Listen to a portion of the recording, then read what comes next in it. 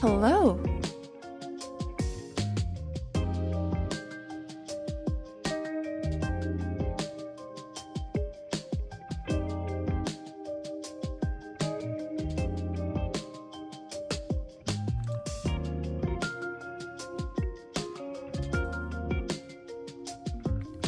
Okay, that feels a lot better. I woke up and I was like, I didn't have water yet the entire time.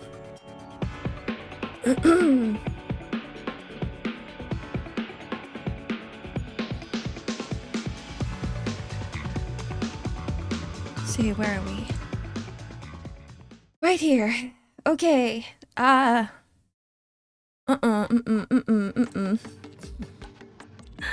Not again. Don't worry, I got it. Alright, here we are. Good morning, everybody. Good evening, good afternoon. How are you guys? How are you guys doing? Happy Monday. Happy another week of work. Happy weekday. The start of the weekdays. Oh, it's scary. Super scary. It's time to go back to work. Hello. Hello, Moogie. Hello, Wilder. Hi, Ravi. Hello, Pache Guy. Congrats on getting first Danish. Yippee! Oh, we were still in ads. Today's one of those days where I'm like, let me switch up my coffee flavor. So I ended up getting vanilla, like a vanilla black coffee. It's still black. It's just vanilla infused black coffee, which is a little bit different than the usual. We ran out of hazelnut coffee, so now I'm stuck with this, which isn't bad. It smells good, but I haven't really tried it yet. What does that mean, Moogie? Does it mean that you're dead? I feel dead. Hello, Lillian. Welcome in. Just a wanderer. It's okay, I am too.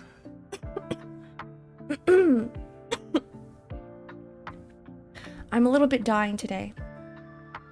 I just want to let you guys know that today is going to be a visual novel reading, which I've been putting off for a really long time. But it's also because visual novel takes a lot out of me. Like, it takes a lot. And so, my voice might die in the middle. And so I might not play the visual novel for the full entirety for the entire stream. I'm just going to play through half of it. Just like maybe an hour and a half, and then we'll have a part 2. It's a very short visual novel. It's supposed to be a 2 to 3 hour long visual novel, but I feel like it just might be longer because the way I read is very slow. I'm a very slow reader. And so I think it might even go for 3 streams. Who knows? We'll find out. Hello, Ara. Welcome in. Hello. And the second part is that with visual novel reading, I do try to voice act, even though I suck at it. And with voice acting, you do emphasize and you do slow down on words and phrases and sentences. And so it will be a lot longer than your average person, whoever tries to read through a regular visual novel. When you're reading things, I feel it's a lot faster because you can read the words in your head and just imagine it. But with the actual reading portion of things, it's so much longer.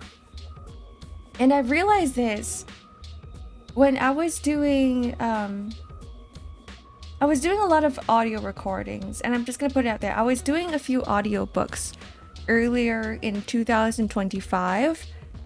And when books say that it's gonna take, say for example, 13 hours to read, okay? It takes me like triple the amount of time to read it out loud. So that's what you guys are gonna be expecting. Anytime we do a visual novel, it's gonna be 3 times the length of the usual. Have a good lurk, Merc.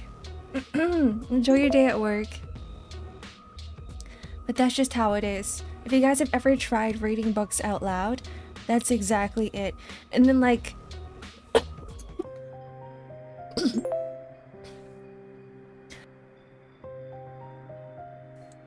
1 second. I just need some water. At least you don't trip on every other word like I do. I used to. And it's because when you're reading, you start reading faster and faster and faster. Because in your head, you don't believe that you're actually reading that fast. In your head, you're reading it at your head pace, your head speed, right? But when you read out loud, you have to keep telling yourself you gotta read it slow and pronounce every single word. Pronounce every single consonant. You gotta pronounce every single vowel. And then you gotta portray the meaning of that word, or the meaning that the phrase wants that... Wait, that's not English. The meaning that the writer wanted to portray in that sentence. There we go. Hello, Twisty. Welcome in. So I used to stumble. I used to trip over words too, but it's gotten a lot better after I started doing audiobooks. Because with audiobooks, what I do is I would record a sentence, play it back, and be like, did I read it too fast? Did I read it too slowly? Which never really happens. I usually just read it too fast. Did I read it in the way that the character wants it to be said? Right? And then when you're reading at the pace of your head, that's when you start going at super speeds. Because we can always read way faster than our lips move. So at the end of the day, it just takes a lot of practice, a lot of reading out loud, and a lot of recording probably. Hello Ube, welcome in. Good morning. I'm feeling super phlegmy today, by the way. Don't know why. Maybe it just means I have to start like deep cleaning. Vacuuming even more. I'm like petting my cat, or I see my cat like run around everywhere, and fur is just flying everywhere. It's literally flying off its body. I just see it come off, and I'm like, this is a lot.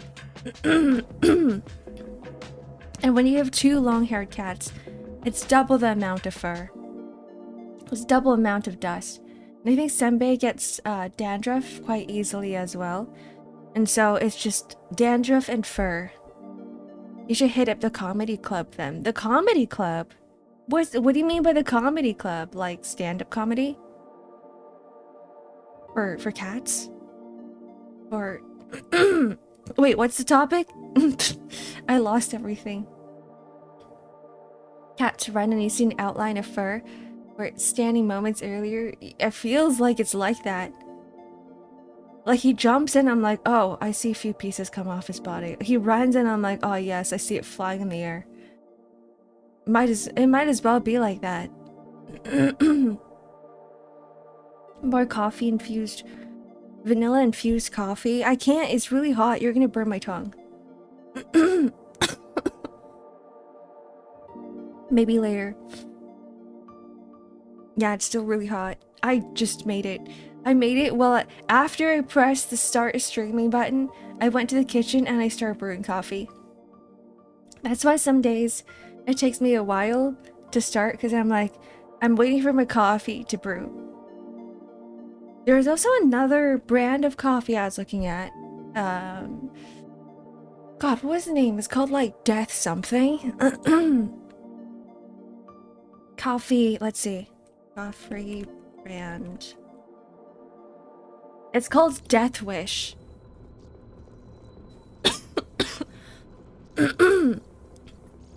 Death Wish? And I heard that the caffeine levels of Death Wish is really friggin' strong. Testing the world's strongest coffee, can you handle it? This is one of the YouTube video names of a review on Death Wish coffee. So I sort of understand why it's called Death Wish now, just because it's like high caffeine, about to die. You're gonna feel like you are dying. Oh, how quaint.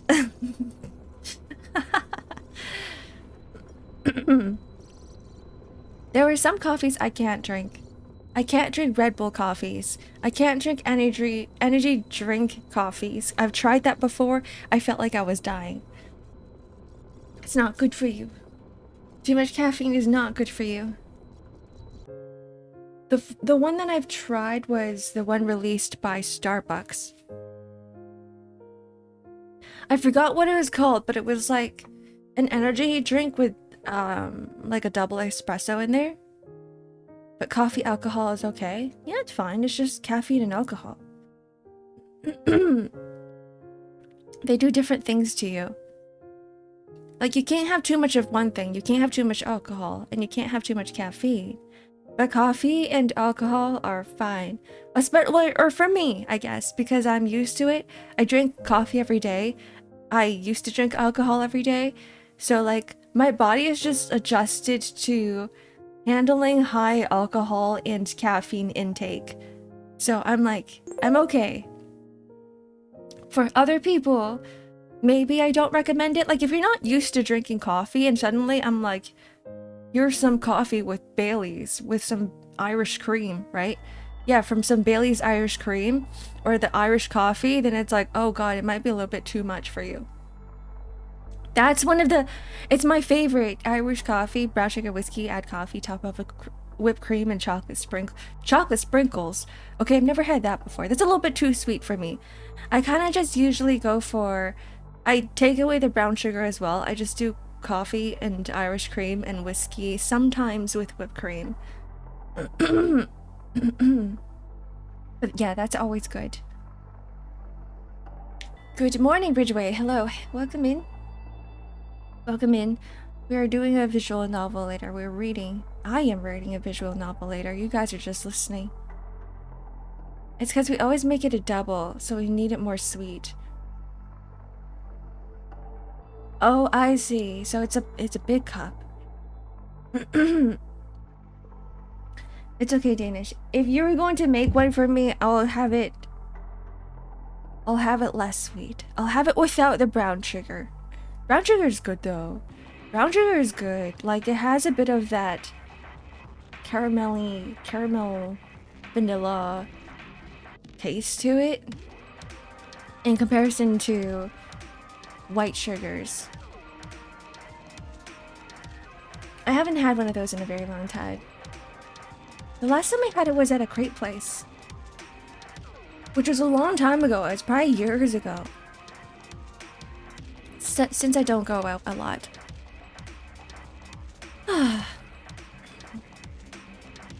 One day. Whenever that is. In your 60s, I'm gonna be like 10,000 years old. Everyone's around me are gonna be like perished. They're gonna be gone for this world. They're gonna be haunting. They're probably gonna be haunting me. Pistachio ice cream. I love that. I actually love pistachio gelato a lot more. I went to Italy and then I had, like, Italy is just really well known for all of its gelatos. And so I recall getting pistachio. I recall getting hazelnut. And what was another one? I tried to avoid all of the, you know, the regular chocolate, vanilla flavors, strawberry flavors. So it was like nutty ones. It was definitely nutty ones that I tried. I'm not really into like the fruity type of ice creams or sorbets or gelatos. I'm more into like the creamier sugar. Not really sugar, but you know, like that vanilla taste, kind of like that. You're gonna be on my shoulder every LC playthrough with fuck it win rate. I can feel it. I can feel like that's gonna happen. I was playing Limbus Company yesterday and I was doing one of the bosses and I'm like, all of my sinners, all of my IDs are already max level, right? They're like beyond the level that it's expected, level 55, and I still struggled so hard. I had to like redo it 3 times. I had to redo this stupid boss 3 times, but I did finally manage to beat it. But it was kind of annoying. It was kind of annoying because it was mostly, I think the clashes are gacha as well. The fights are gacha. The fights are gacha for me. Congrats then, thanks. I still remember the mechanics, so I was like, I don't really need to read it. I remember exactly what the boss did.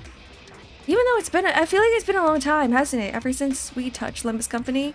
Where are you at then? I'm still in the middle of Intervallo, the spring cultivation one. I just beat the horse boss. The horse, the stupid SP boss. The SP boss where you have to win every single clash or you die. That's the one. Don't like it. What is that emote? Ew, what is that one? Hi, Weary. Welcome in. The haunts. Yeah, the haunts. And Kuroneko. Hello. I started Canto 9. I'm already in the ropes. You're already past me. Most people are, actually.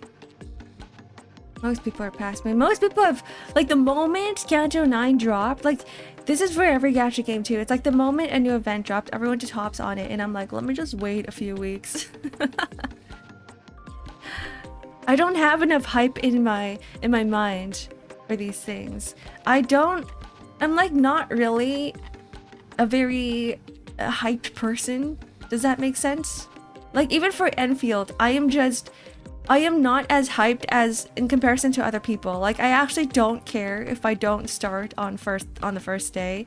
I actually don't care too much if I don't even start in the first week, but I'm like, let me just do it because I do want to stream it. Maybe it's just like the lack of competitiveness in me where I'm like, I don't really care too much about getting ahead, about experiencing things for the, you know, as it's released, because I know that eventually I'm going to get to it. Whenever I have time. I have to be in the right mood for these things. Hi, Era. Good morning. Welcome in.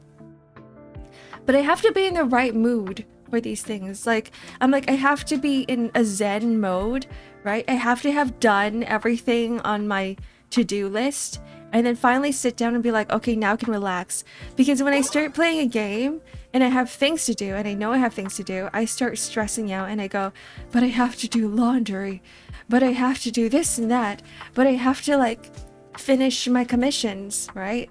And then I don't end up enjoying the thing that I'm doing. I'm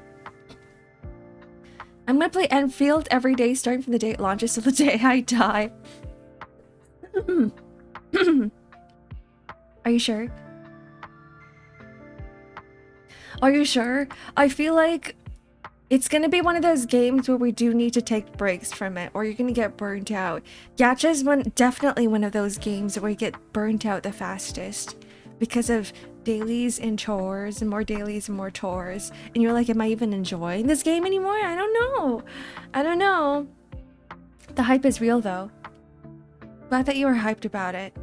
I'm pretty sure a lot of people are too. Like my entire feed on YouTube and on Twitter has just all like, it's all been Enfield. Everything's been Enfield. Hello, Wiz. Welcome in. There's hypergrip in my veins. Sure. Did you guys do the space thing? The space sign up, the space registration where you register for it and they send your name up into space? You can still do it now. If you go on their Twitter account, one of their latest posts should have a link to it. I need to blow my nose. 1 second.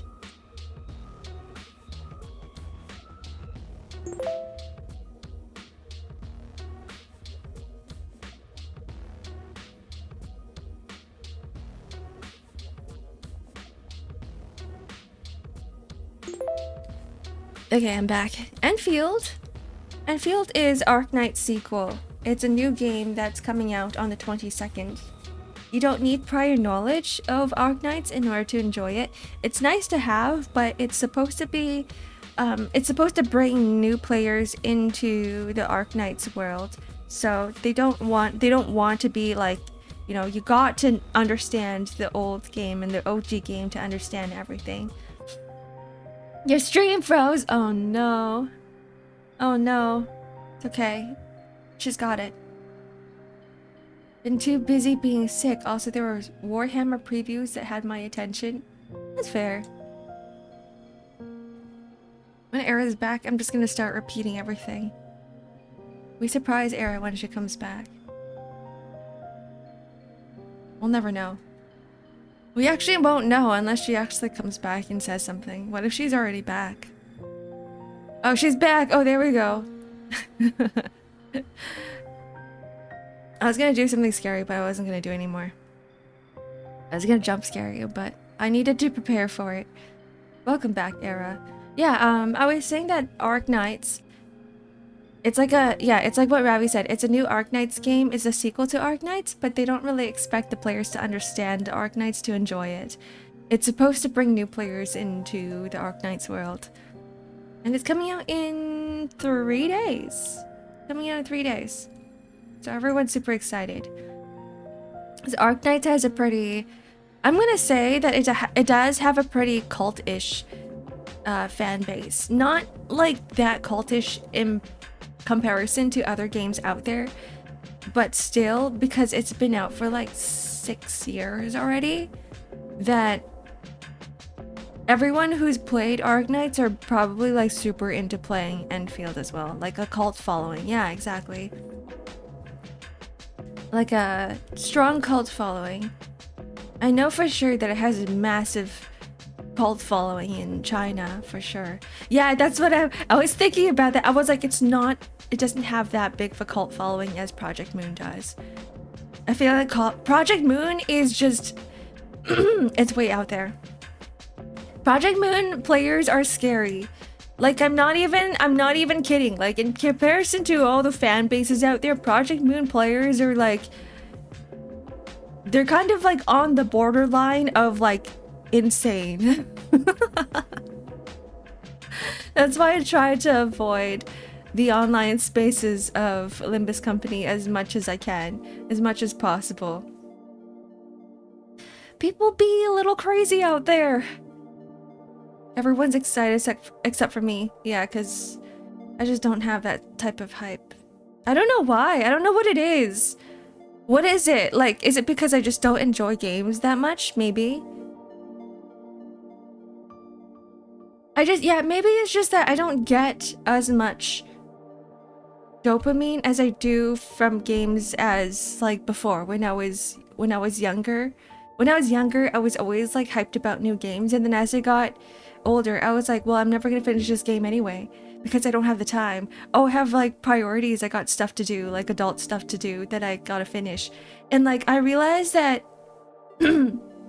with more like adult activities, once you're done something, you get that like hit of dopamine and you're like, wait, hold on, this feels good. You're like, wait, finishing chores actually feels good. Washing the dishes and finishing all of that feels good. And I'm like, it's not the same as finishing a game anymore. And the thing is, I don't really get frustrated doing chores or doing my taxes or washing the dishes or vacuuming my room or any of the like the more adult stuff, right? But when I play games, I get stressed and I get frustrated, and I'm like, I don't really like that feeling that much. Not really. Which is probably why I've been putting games aside a lot and just focusing on things that, you know, that I kind of need in life. It's like playing The Sims. It's like playing Sims 4. You just have a progress bar over your head. You're gamifying everything. Your entire life is a game, okay? You have a skill tree in real life. And you're like, how do I improve that skill tree? How do I gamify my life? I sound like one of those like self-help gurus, and it's so cringe. But like that's exactly how I feel sometimes. I'm like I feel like a Sims character, and I'm just controlling my own life and leveling up my own skills. Been playing like that since 2002. LC somewhat based on Dante's Inferno, so I see the cult thing being real. Oh, yeah, it is. It is. Been playing like that since 2002. I get you. Since 2002. That's a long ass time.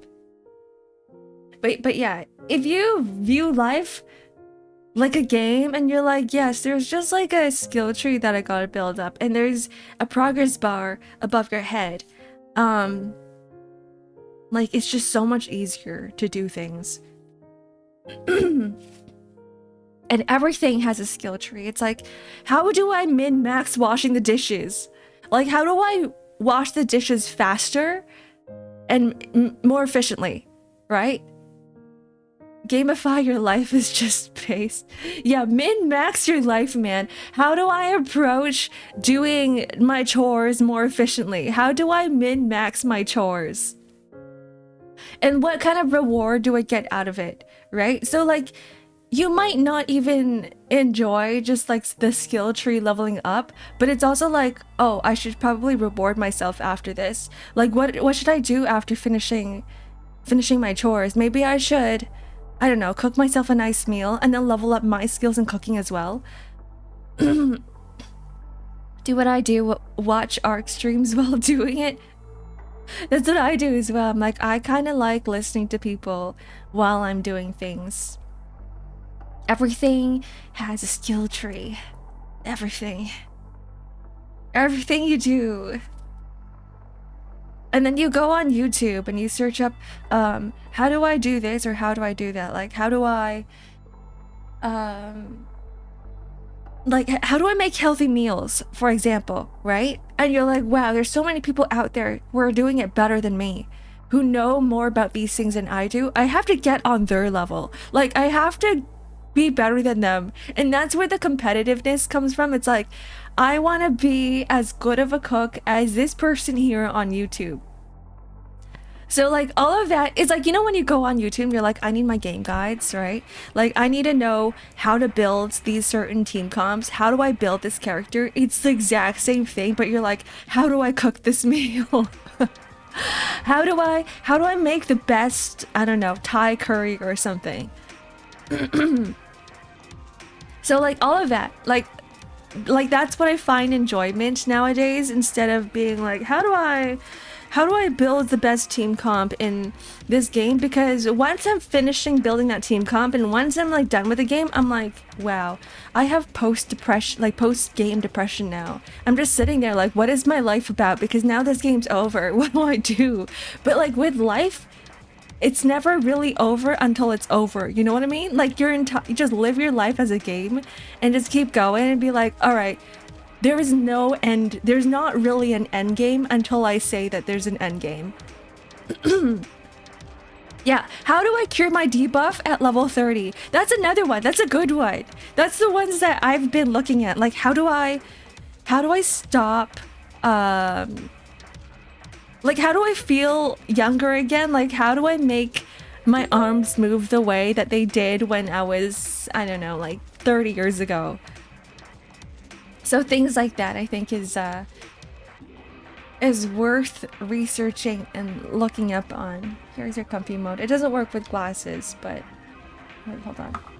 No, you unplugged it.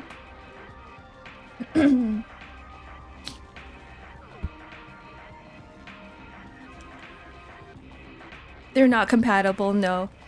I have to manually toggle it on, which is fine. I can do that.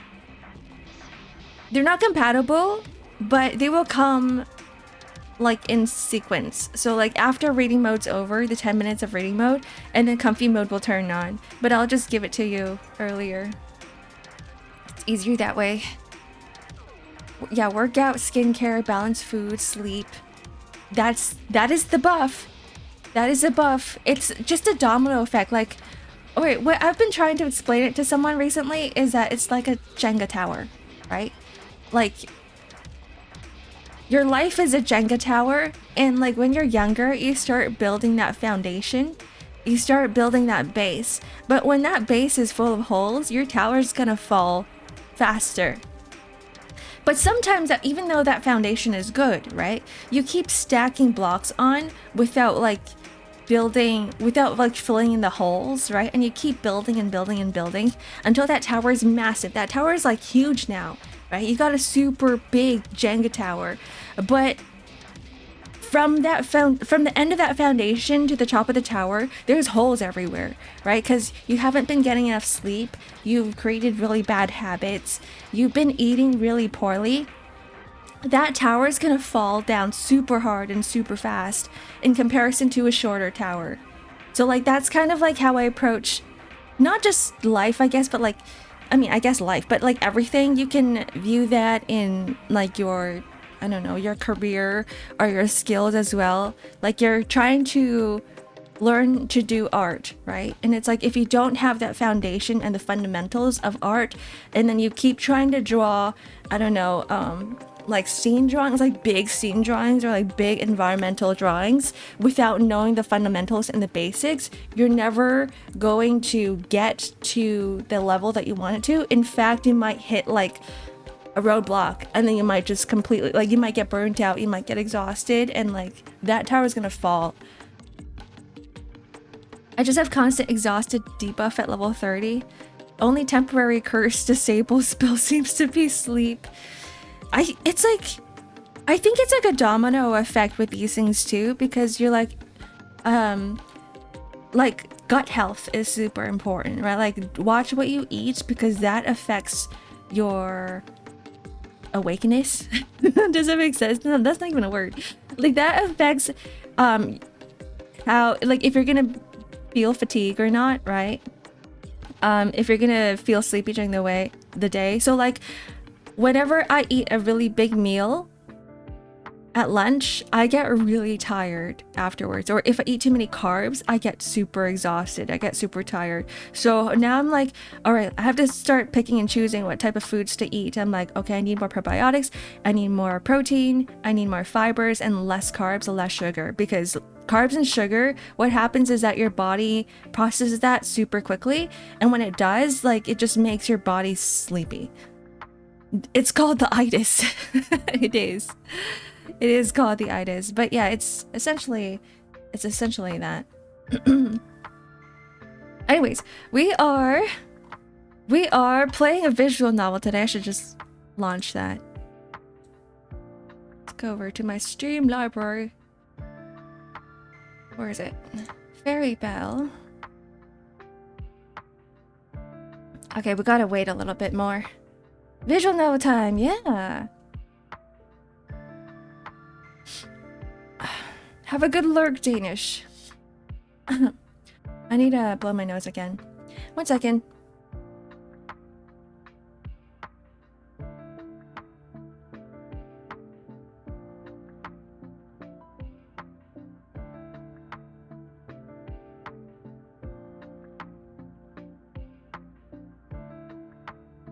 Alright, now to launch the game.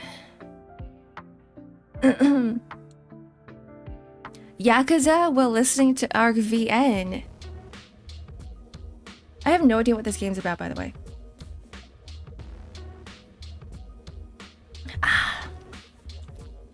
Okay, let's switch over to...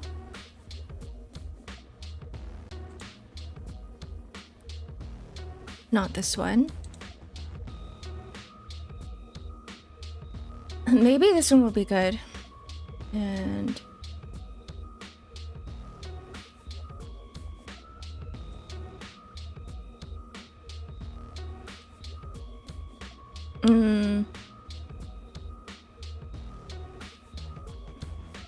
maybe this one.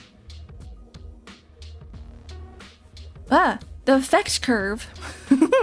Why is that there? The Dunning-Kruger effect. And we are... Oh,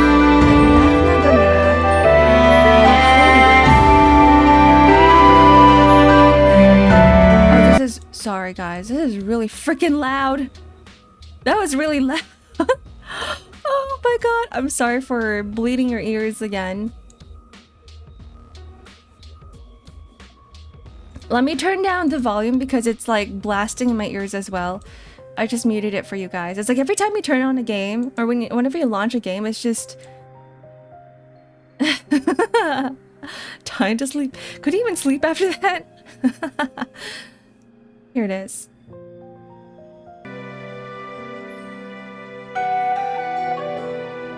And we have to make it just a tiny bit smaller.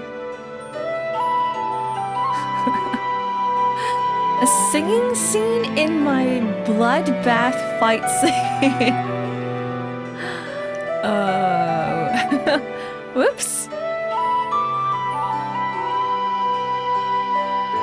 I need to remember that, by the way. The fact that games get really loud when you launch them.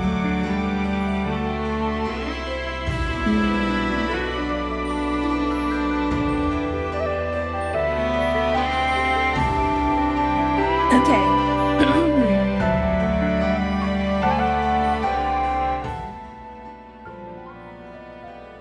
Okay, here we go. Maybe this is good? Maybe this is good. Is there voice acting in this? There might. If there's voice acting in this, we can probably go through the entire game. Now it's good?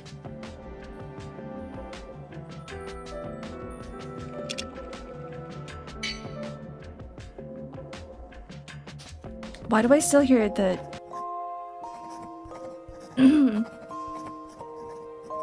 Here we go. Some call her a nymph. Some call her an angel. Some call her a fairy. But it's not really a big deal. Because whatever you call her, she is who she is. On cold days and on hot days. On lonely days and on peaceful days. On days where you want to die, and on days where you want to do your best. She was always thinking of you, the lonely you. So don't worry, and suffer in peace. One day, she will definitely come to visit you. On rainy days, on snowy days, on round days, on square days. On painful days, on painless days. Today, she uses Vibalia again to help out the next child in need. To come to this world, and to go back to the next. So don't worry, and be hurt. From the big, big crystal in Endless Land, Fairy Belle is always looking for a chance.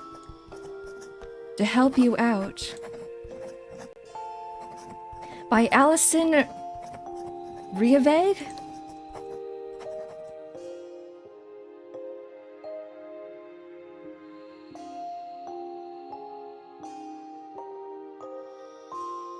This is a story from a long, long time ago. This is a story from when I wasn't me. One day, my mother was taken away. Ever since, they've said that my mother is a murderer. That's what they call you when you hurt someone.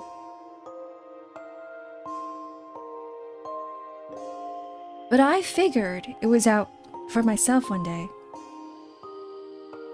Nobody wants to get hurt. And even though it hurt, my mother didn't stop. That must be why they took her away. It seems like how I ended up in Melbear Orphanage.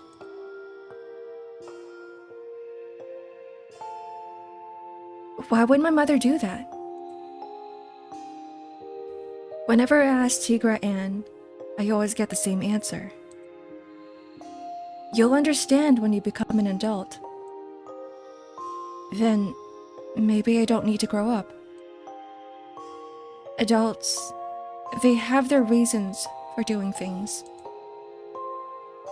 Because I don't want to understand why anyone would do such a thing. And since then, I've slowly stopped thinking about my mother.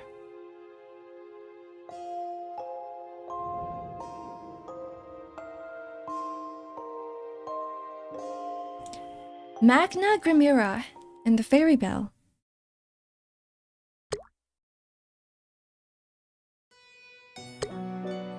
Melbear Orphanage is just as cold today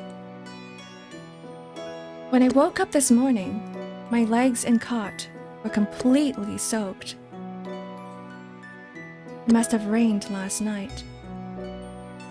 The leaking has been getting pretty bad lately. If this keeps up, you're going to catch a cold. My best friend Sebiano worriedly tells me. I call him Sebia. Vesco Vicarle, Sebia. Don't worry, this is nothing. So I reply with a smile on my face, but the furrow on his brow doesn't go away. You should move your cot so you're safe in the rain at night, Mhakna. At least, while you sleep, I'll help you. But won't Tigra Ann get mad? We have to keep our rooms arranged nicely. It'll be fine if we put it back before she gets up. But this is just what I heard. But the people running the orphanage must be pretty tight on budget lately. I think Tigra Ann wouldn't like it if you caught a cold. And then she had to buy medicine. Sebia was smart and really good at thinking ahead. He knows a lot of things I don't. Anyway, look at this, Mhakna. Today you drew a picture of a butterfly. In Sebia's charcoal blackened hands is a scrap of paper with his drawing. The butterfly is so detailed, it looks as if it was straight out of real life. I don't think there are many adults who could do that with only a chunk of charcoal. Wow, that's so beautiful. Sebia, you're really good at drawing. If only there was more I could see from the window. The view from here is terrible. You must have gotten up early again just to draw. Sebia is always looking out the window, hoping to find new things to draw. Why not draw that tree again? Nah, I'm bored of drawing that. I think I could do it with my eyes closed. I still love your drawings though. Thanks, Mhakna, but I'm gonna try drawing something different. Goodbye, clock. He says this as he stares outside, looking at a big tree in the hills. Behind us, a loud noise comes from the door, followed by Tigra Ann and her even louder shouts. Sebiano, what is that? It's a drawing of a butterfly I made, Tigra. Enough of these, I swear. You can't stop drawing whenever you have this junk. Come on, give him to me. So Tigra Ann commands and takes away Sebia's charcoal. Come downstairs right now. It's cleaning time. She stomps away, going back downstairs. She got your charcoal. It's fine, Mhakna. Look at this. Sebia pulls out an even bigger piece of charcoal from his pocket. Wow, you have another one. It's my last piece. I made sure to hide it really well. But you don't have any more paper. If there's no paper, then I can draw on the walls. Hi, Josh. Welcome in. Drawing on the walls? I haven't thought of that. Sebia holds onto a secret piece of charcoal, as if it was treasure. If I couldn't draw anymore, I'd probably just shrivel up and die. But you still have some charcoal, so you can keep drawing. You're right, Mhakna, but I still need to find something new to draw.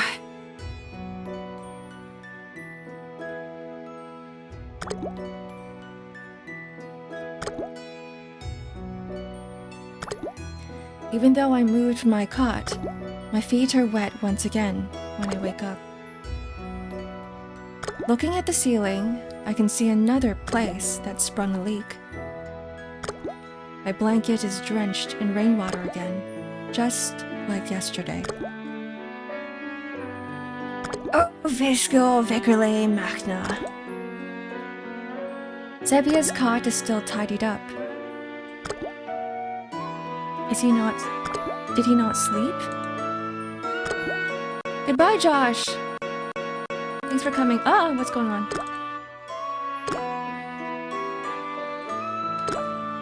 Sebia seems so restless. It's like he's getting ready to run away. Hello, Hinagiku. Welcome in. Visco Vikrele, you look pretty pepped up today. Hey Mhakna, listen, Fairy Bell came yesterday. Sebia whispers to me, excitedly, as if he doesn't want anyone else to hear. Fairy Bell? Yeah, she's a fairy that watches over all of us children. She helps out all the kids who are in trouble. How does she help? She takes it to Endless Land. I get to go there tomorrow. As he tells me this, Sebia boldly takes out his piece of charcoal and draws a fairy on the wall. You're going away, Sebia? Don't worry, Mhakna. Belle will take you too. She promised to. You don't really understand what Sebia is telling me. Hi, Tuxedo Sam. Welcome in. Tigger Ann told us that we can't leave Mulbear Orphanage. If no one adopts us when we turn 10, we orphans will be turned into animals and sold off. No one will take care of you as a person anyway, not in this world. So don't even think about running away. Those words gnaw at me from the back of my mind. That's right. We can't possibly leave Mulbear Orphanage. And even if we did, there's nowhere we can go. The door opens again. Mhakna, Sabiarno, it's time for breakfast. Now go down to the dining hall. Or do you want to be whipped again? Tigger Ann shouts at us in a loud voice. Oh? Sabiarno, what are you hiding behind your back? You still had more! She snatches away Sebia's charcoal. I swear, dirtying the walls like this, you little brat! She raises her hand up high and hits Sebia. Don't you dare do this again! Yelling at us, she slams the door behind her as she leaves.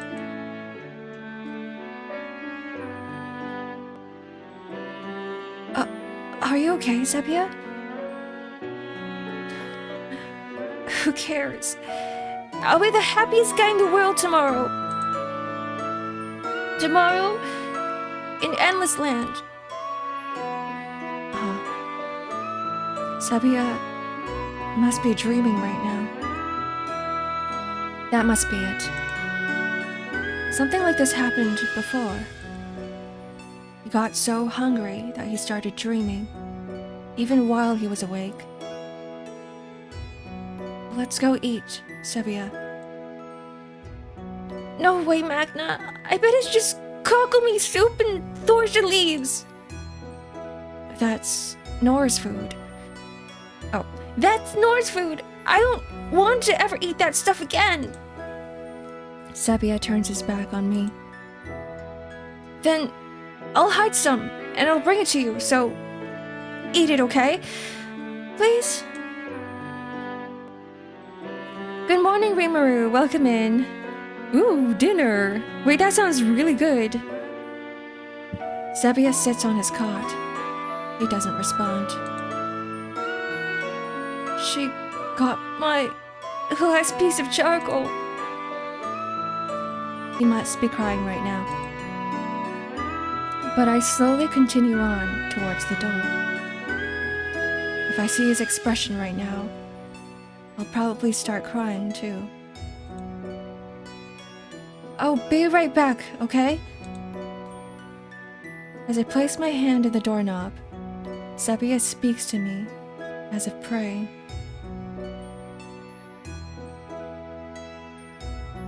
Hold on, Mhakna. Listen to me really carefully.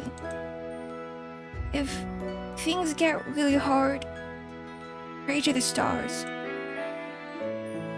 Believe from the bottom of your heart that Fairy Belle will come to help you. If you can do that, then she'll come to find you. I reply without turning to face him. Okay then. If something happens, then I'll try and wish for her.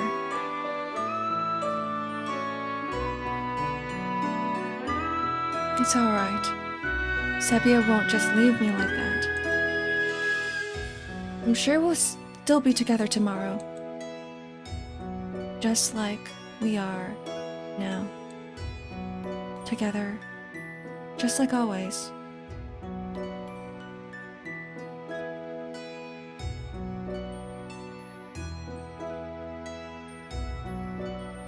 The next day, Sepia was nowhere to be found in Melbear Orphanage.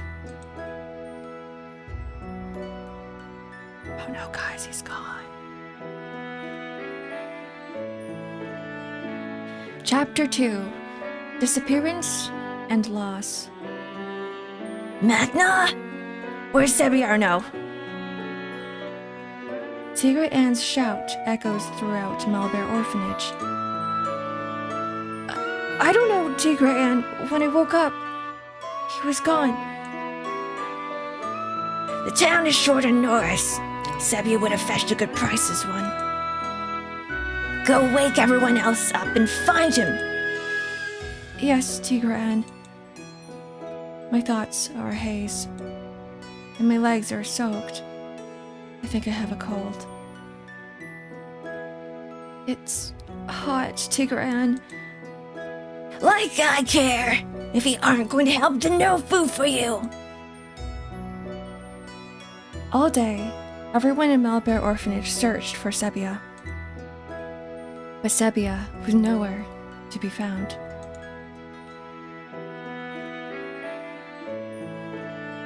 I swear you... I awakened to Tigra Ann's voice. Where am I? The infirmary. You collapsed in the middle of the hall last night, probably trying to go to the bathroom or something. Tigra Ann, did you find Sepia? No sign of him. It's like he vanished. So, Fairy Belle really did take him to Endless Land. Enough nonsense from you. Fairy Belle doesn't exist. It's nothing but a little kid's tale. But then, where has Sepia gone? Who knows? Don't ask me. Every now and then a kid just up and vanishes. Maybe there's a secret passageway hidden somewhere. I'm gonna find it and just smash it to bits. She frowns, even more intensely than usual, scowling at everything around her. Really though, what would I do with you, Mhakna? You'll be 10 in 2 months, but... you don't have the stamina to become a Norse. You don't have the size to become an Eagle. You don't have the smarts to become a Koga. You don't have the charm to become a Noko. How can I possibly sell a klutz like you? Her voice is filled with nothing but resentment. I'm sorry, Tigra Ann. I don't know what I can do.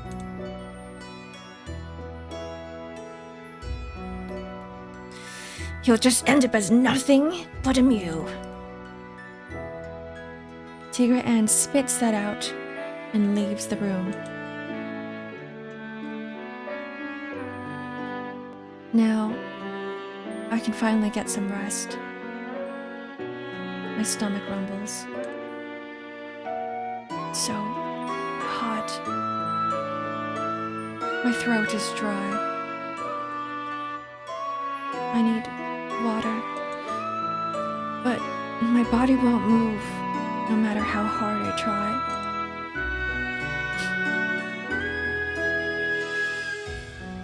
My tears trickle down my cheeks, dripping onto the pillow like raindrops.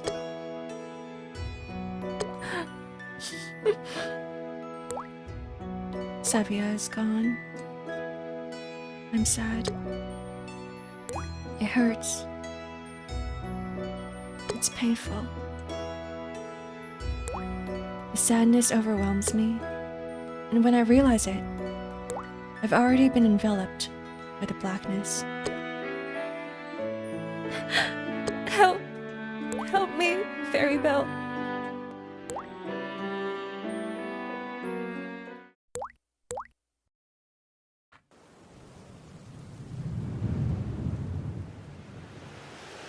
What is this called when, like, the environment's the same as your mood? It's like raining.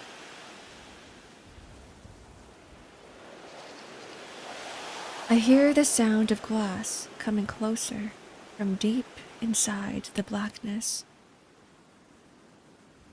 I can't see a thing, but everything's spinning around. Spinning, spinning. Over and over again.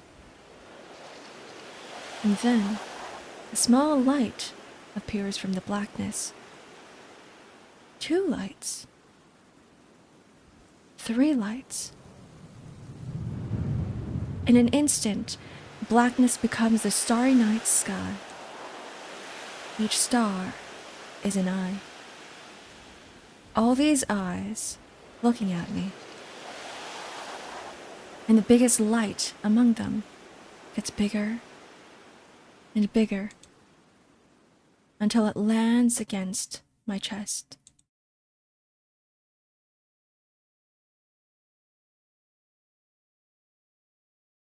Visgil Vostoro, Mhakna? The light speaks. Oh, with a cute voice. And then a little girl appears from within it. The little girl wears a dress the deep blue of a lake, and the wings of glass on her back flutter as she flies. Her golden hair seems to flow right into her dress, and atop her head is a pretty crown of dried flowers. As she flies, she leaves a trail of dried petals that drift slowly downwards. I'm Fairy Belle. I've been watching you through the big crystal in Endless Land all this time. Fairy Belle, you really do exist. Of course. I always will for as long as there are little children who need me. She answers with a charming smile. There we go. Is that better, guys? Thank you, Moogie. Sorry I kept you waiting, Mhakna. I'm here to help you. She takes out a small wand and waves it gently, as though running a finger along the surface of water. And then the weight leaves my body, and I start floating into the air. Wow, Fairy Belle, I'm flying. I can fly.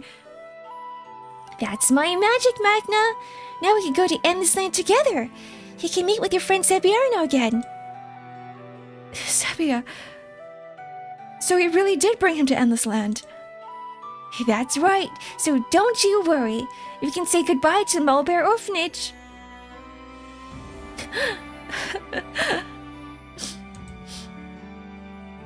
I don't know why, but I suddenly start crying.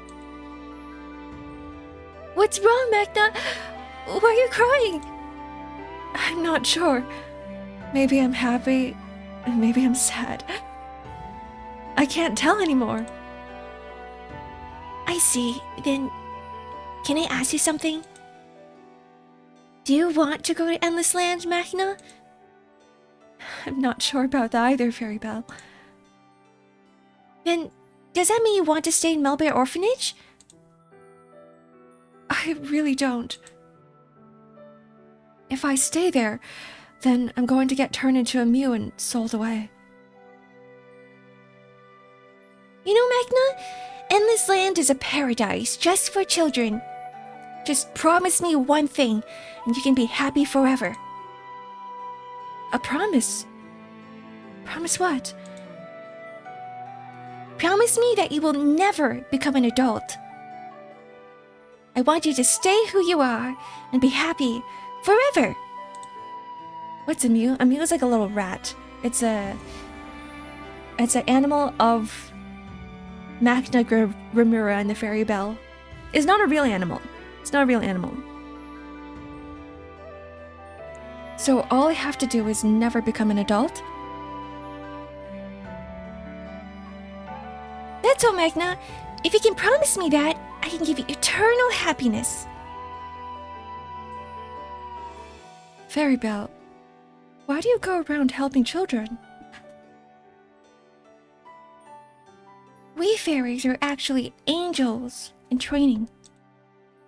A long, long time ago, the great big star told us, find what you ought to be doing and fulfill your divine duty.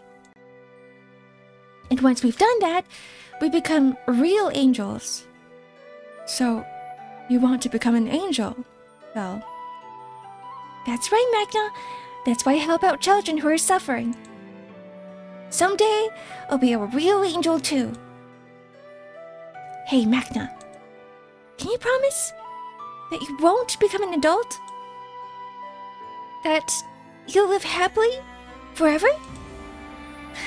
That's easy, Fairy Belle. Please take me to Endless Land. Well then, let us form a contract.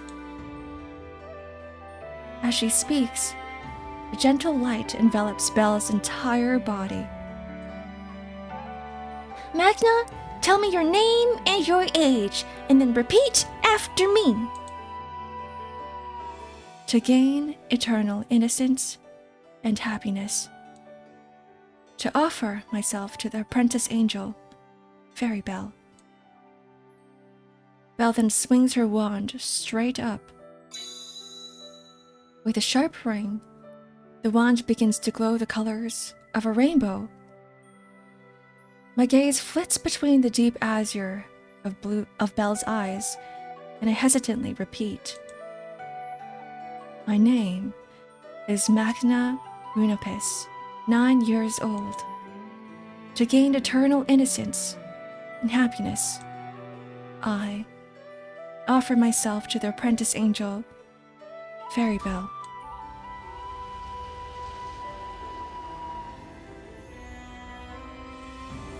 The moment I finish speaking, a gust of wind suddenly rushes forth.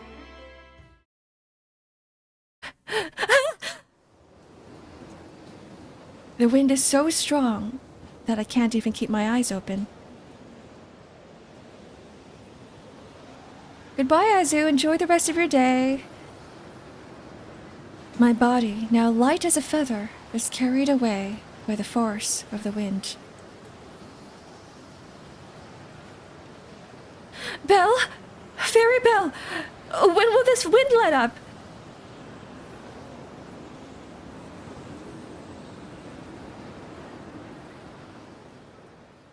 There's a final howl of wind, and then suddenly, nothing but silence.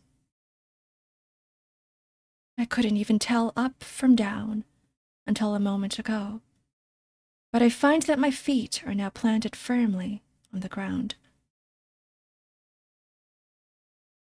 I open my eyes, and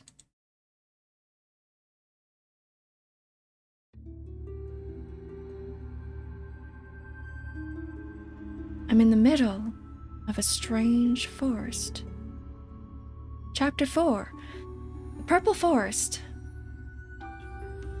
The sky is yellow. The leaves on the trees are all purple. Ah. 1 second. I'm just gonna drink my coffee.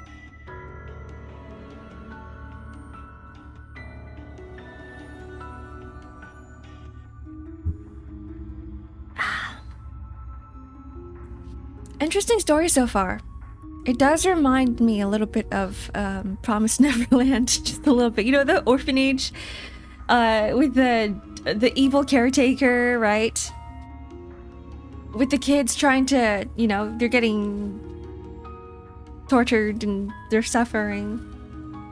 And they're gonna get sold off. It's kind of like that. Same vibes.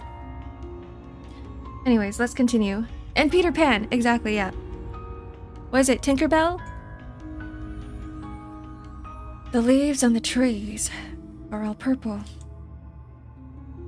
The tree trunks are pitch black, and they glitter as if covered in honey. It dawns on me that I am standing on a rock in the middle of a lake. The water in the lake shines brightly like a mirror. My. What business does this useless Mew have in the purple forest? I turn around, startled by the sudden voice. Behind me is... Excuse me? Tigran! It wasn't my imagination. Staring down at me is Tigran, her voice as scary as ever. Tigran? Who's that? My name is Garlitz. I guard the gates between the real world and Endless Land. That's not right. No matter how hard I look, you're clearly Tigran.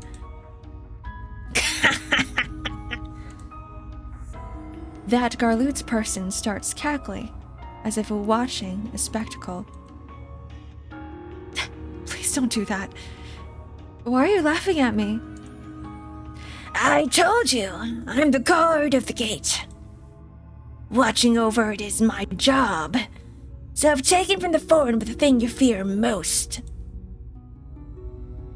What do you mean, Garlutz? Why does the gate have to be guarded? Never mind that. You've made a contract with Belle, haven't you? So you shouldn't come back here. If you do, I'm going to have to deal with you. Don't blame me for what happens then. Then you don't have to worry. I'm going to be happy in Endless Land. Very good. But I really wish you would drop that look, Garlutz. It's creepy that I have to talk to you while you look like Tigran. Can't you show me what you really look like? There's no need for that, Mhakna. As long as you keep your word, then we will never meet again. With that, Garlutz snaps his fingers. Oh my goodness.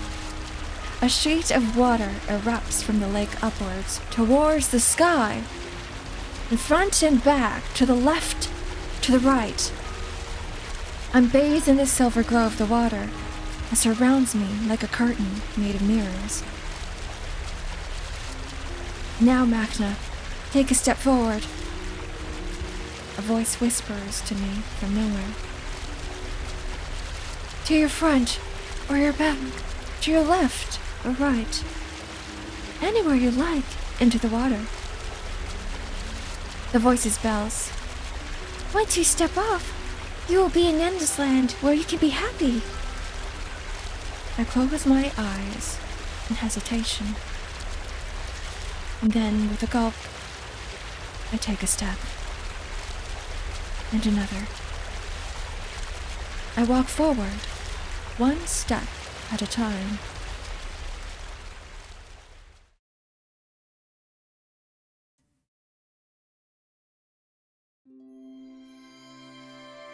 Welcome, Mhakna. This is Endless Land. Chapter 5, Endless Land. I open my eyes to a world of mist, seemingly covered behind a screen of white. I can see ahead, yet not quite. I can't see, yet somewhat can. It's a strange place, like I'm within clouds made of light.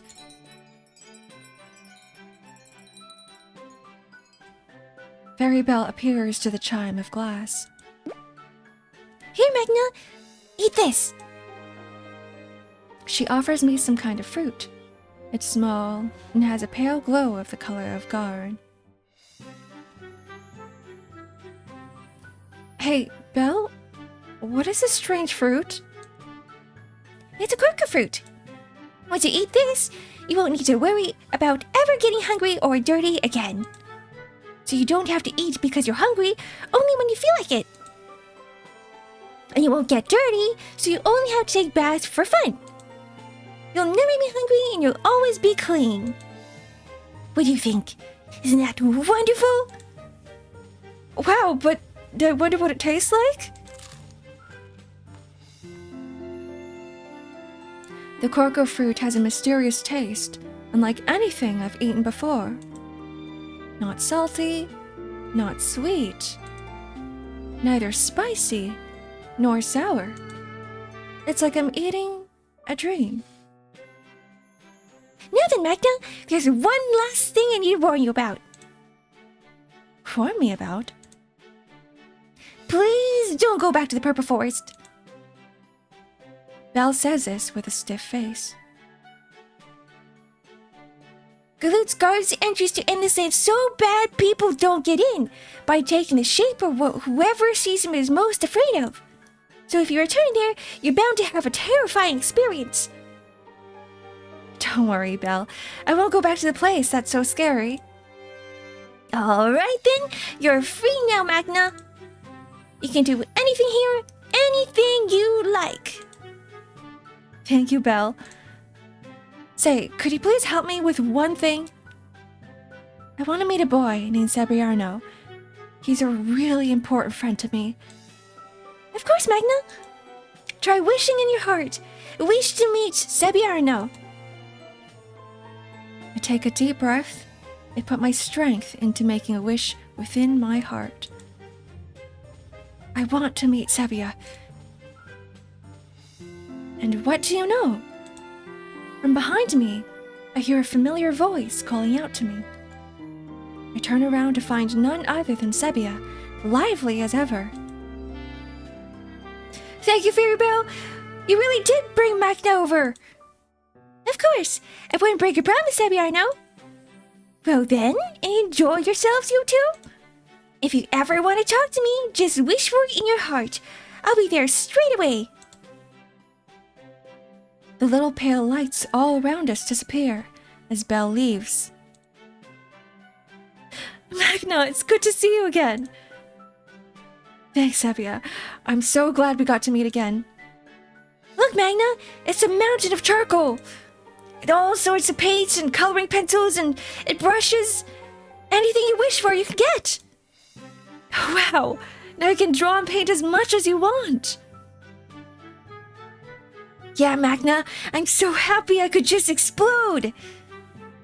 And so, with the warm feeling in my chest, like I've been wrapped in a soft blanket, Sebia and I laugh and smile as we head off to play.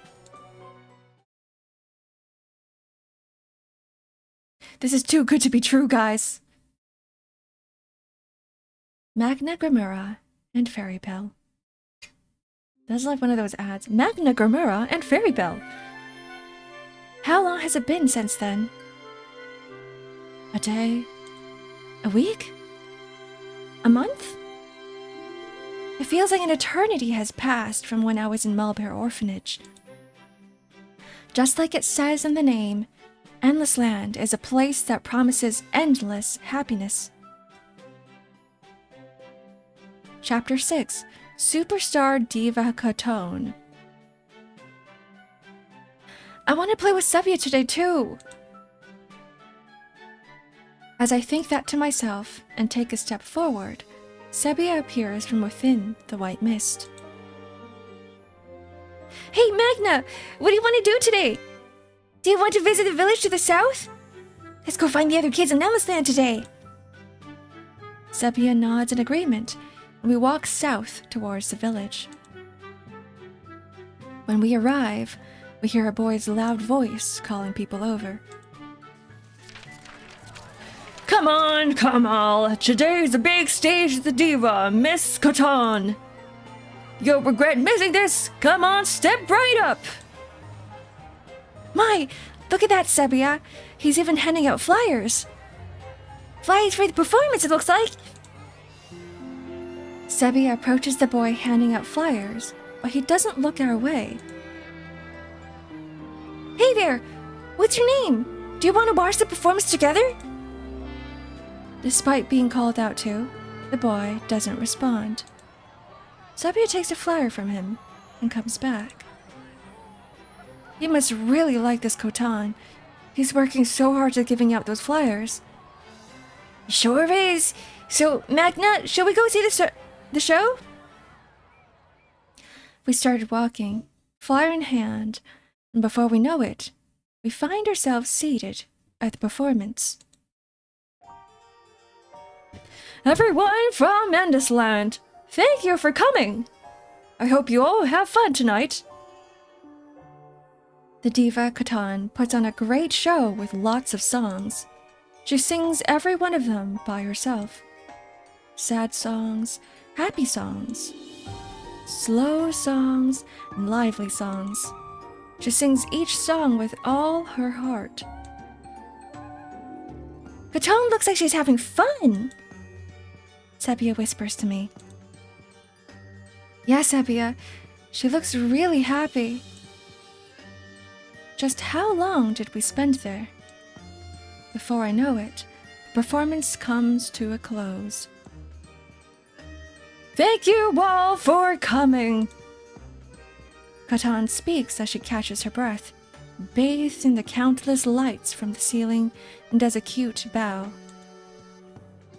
I'm so happy I could put on such a great show. I guess it's over, Sebia. Yeah, time sure flew.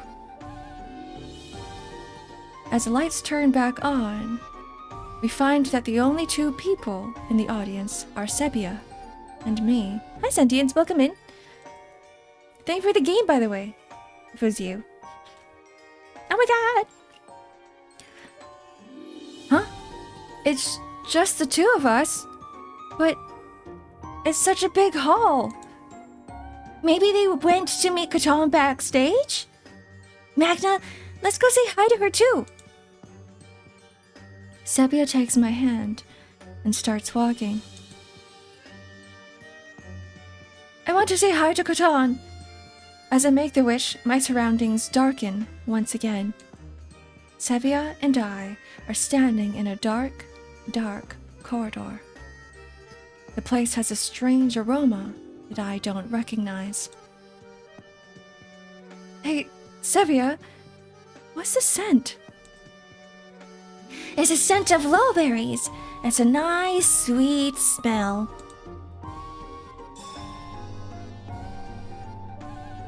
We follow the scent as we walk, and soon a door appears before us. This must be it! Excuse us! Yes? Who is it? The door opens up with a click, and a puff of pink smoke floats out from inside. Standing in the doorway is the superstar diva, Khotan. Viskel Vostoro, Khotan. This is a wonderful performance, Sebia says to her. Oh my, thank you so much. You must be fans. Just for today, you two are welcome inside. As we step into her room, all sorts of things come into view. Many kinds of costumes in the back corner. Nearby is a huge assortment of props. All of them sparkle and shine as if they had just been made. What a pretty room! I never gotten to go backstage before. Tonight's performance wasn't all that grand. I'm thinking of having an even bigger stage for my next performance. How long have you been in Endless Land, Catan? How long? What a strange thing to ask about. I don't remember how long it's been. Then, where are you from? I don't remember that either. It all feels like it was an eternity ago. Besides, I try not to think about it. I notice that Catan has taken a barco from a small pouch in her hand. She places it in a long barco holder and elegantly dabs some water onto the tip.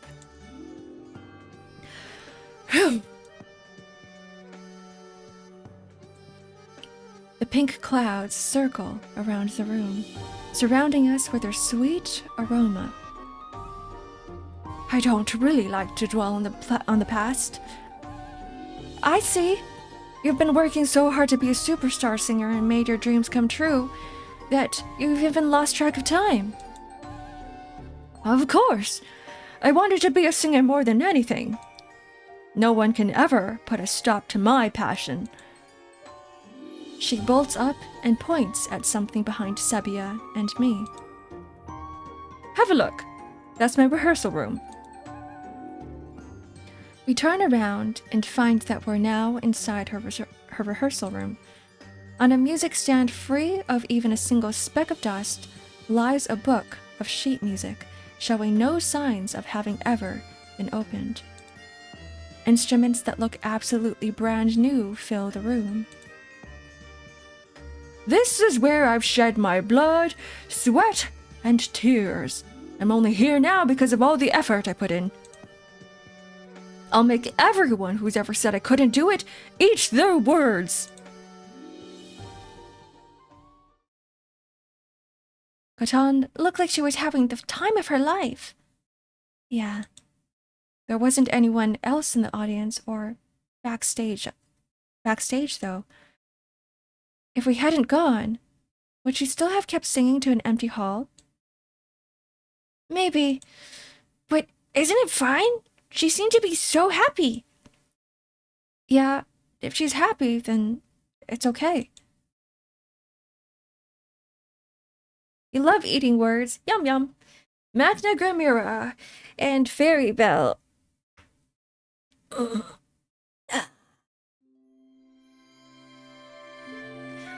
Alright, maybe now it's time for some ads.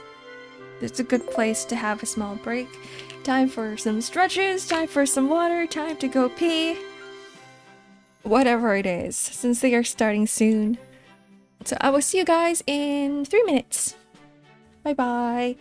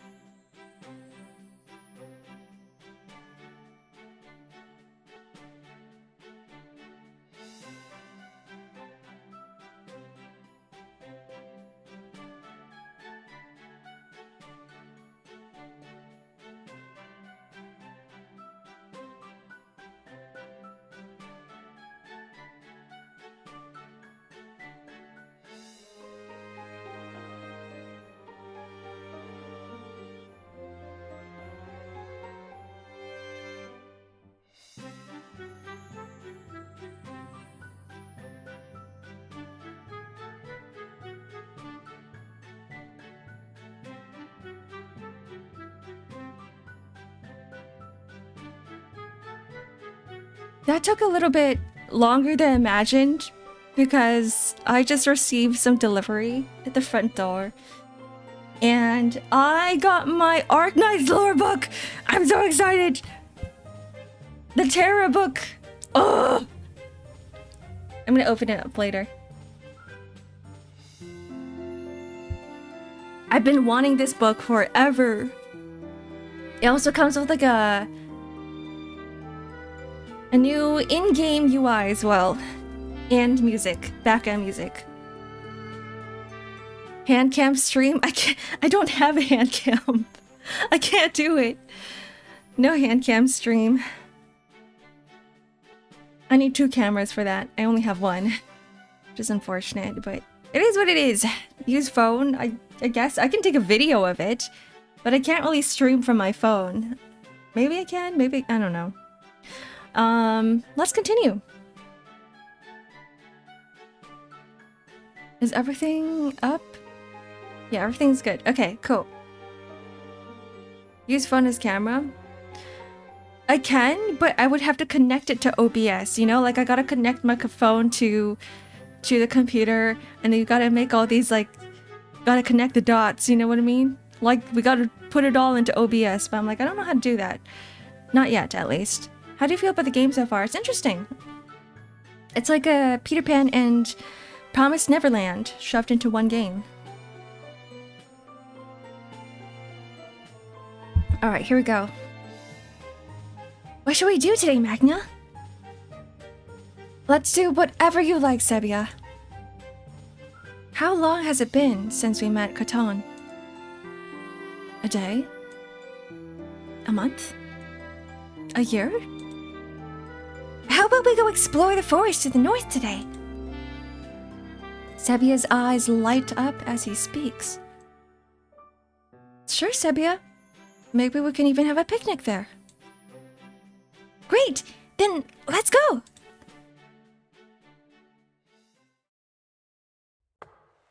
When we reach the forest to the north, we hear some strange sounds from somewhere.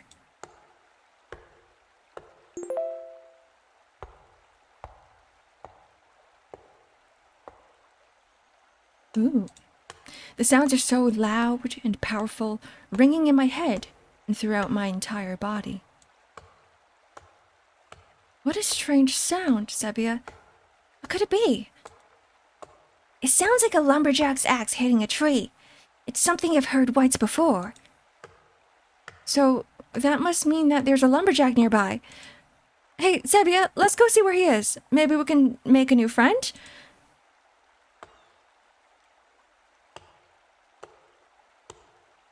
We move past row after row of trees as we move towards the sound. Just how far have we walked? We make our way past a clump of trees, overgrown as though to block us, and find ourselves in a clearing. In the clearing is a great big man with a great big beard. Ista Valserial. How long have the two of you been there, Mr. and Miss? The man ruffles his beard as he asks us. Not that old, you know. I mean, you're definitely way older than us. Way older? My name is Chromie. I'm not sure who way older is, but please be nice to me. So, you're called Chromie? Isn't that Pikamo's name? Ha ha ha! Pikamo!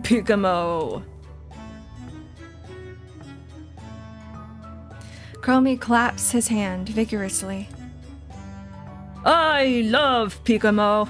I had one at home. Tokomi was cute. Oh no! What's wrong, Chromie? Suddenly, Chromie starts crying waterfalls. But Tokomi's gone now. I don't know where, even though I looked all over. Don't cry, Chromie. I mean, you're in Endless Land now. It just won't do to be sad. You're right, miss. Chromie sniffles loudly. It's the first time I've ever seen such a grown man cry so hard. It was surprising, but I also felt a certain warmth from him. How long have you been in Endless Land, Chromie? Sebia asks as he hands him a handkerchief. I've been here for 13,830 days. Wow, you have such good memory. And that's not all. I've cut down 8,923 trees, too. I've swung my axe 2,390,340 times. Ain't that great? Ain't that great? Wow, you remember so much, Chromie, and you're really strong. I can't even cut down a single tree. That axe is so big I wouldn't even be able to lift it. Chromie is all smiles. He seems to be happy in the bottom of his heart. Mr. Miss, you're so nice. I'm so happy. I'll show you my collection of lumber. Are you sure, Chromie? Special, special. Come over here. That's some OCD. It kind of is. With a flash, our surroundings darken once again. Looking around for some light, I see we're in some kind of storehouse. It seems like we're floating in the air just below the ceiling. Wow! Looking down, lined up along the floor, are countless logs of lumber piled up as far as I can see. I raise my gaze, but it runs on endlessly, fading into the distance. This is all the wood I've cut. I keep it all here. Wow, there's so many logs. We can make so many houses thanks to you.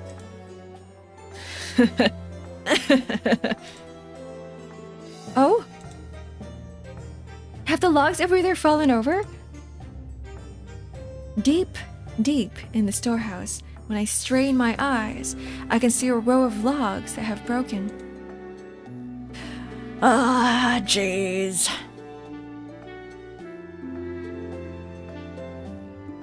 We head towards the row of broken logs.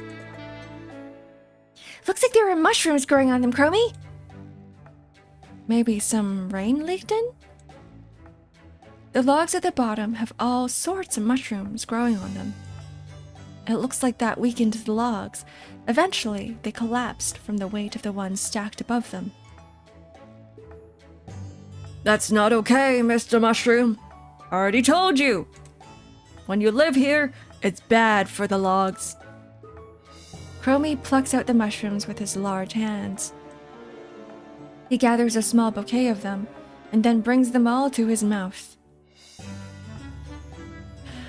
Ah! Munch, munch. Wow, he just ate all the mushrooms he picked. Sebia and I are startled, but also feel sorry about all the logs that have been ruined. The logs are goners, but... oh well, nothing I can do. I'll just cut some more. That's just what I have to do. Chromie remarks without any pause or sadness. Why have you been cutting trees all this time? My house burned down. I don't know why. When I got back, it was burning. My dad was really mad, so I'm cutting down trees now, so I can build it again. Oh my, that's terrible. But with all this wood... With all this wood, can't you rebuild your house already? Are you going to keep cutting on trees forever? Forever? What's forever. I'm going to keep cutting trees down so I can build a house. Are you happy cutting trees down every day? Happy? Cutting trees is my job. It's the only thing I can do. You don't know if you're happy, Crummy? I don't, because I just cut trees. And with that, he picks up his axe and heads back into the forest.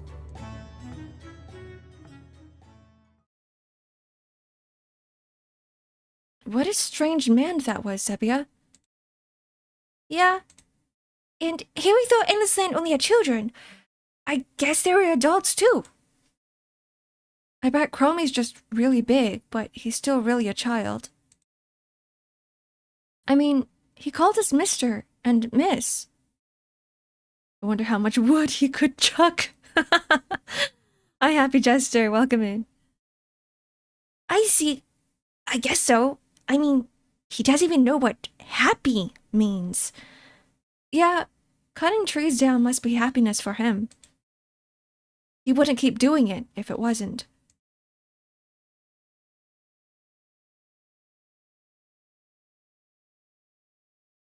How much wood could a woodchuck chuck if a woodchuck could chuck wood?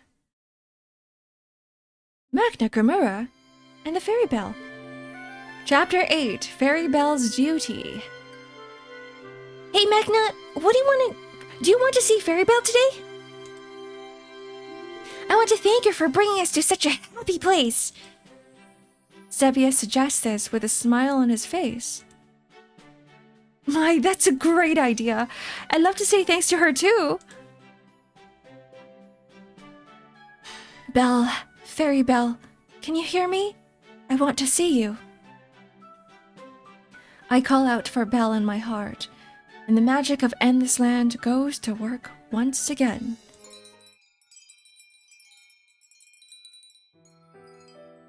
I hear the ring of glass, and the scent of dried flowers tickles my nose. When I open my eyes, I find myself in the wooden floor in the center of a circular room. In the room are heaps of toy blocks and dolls, books and art materials, toys for little children, toys for big children. And in the very middle of this room is a huge crystal towering over Sepia and me that emits a faint light. Vilsario, you two!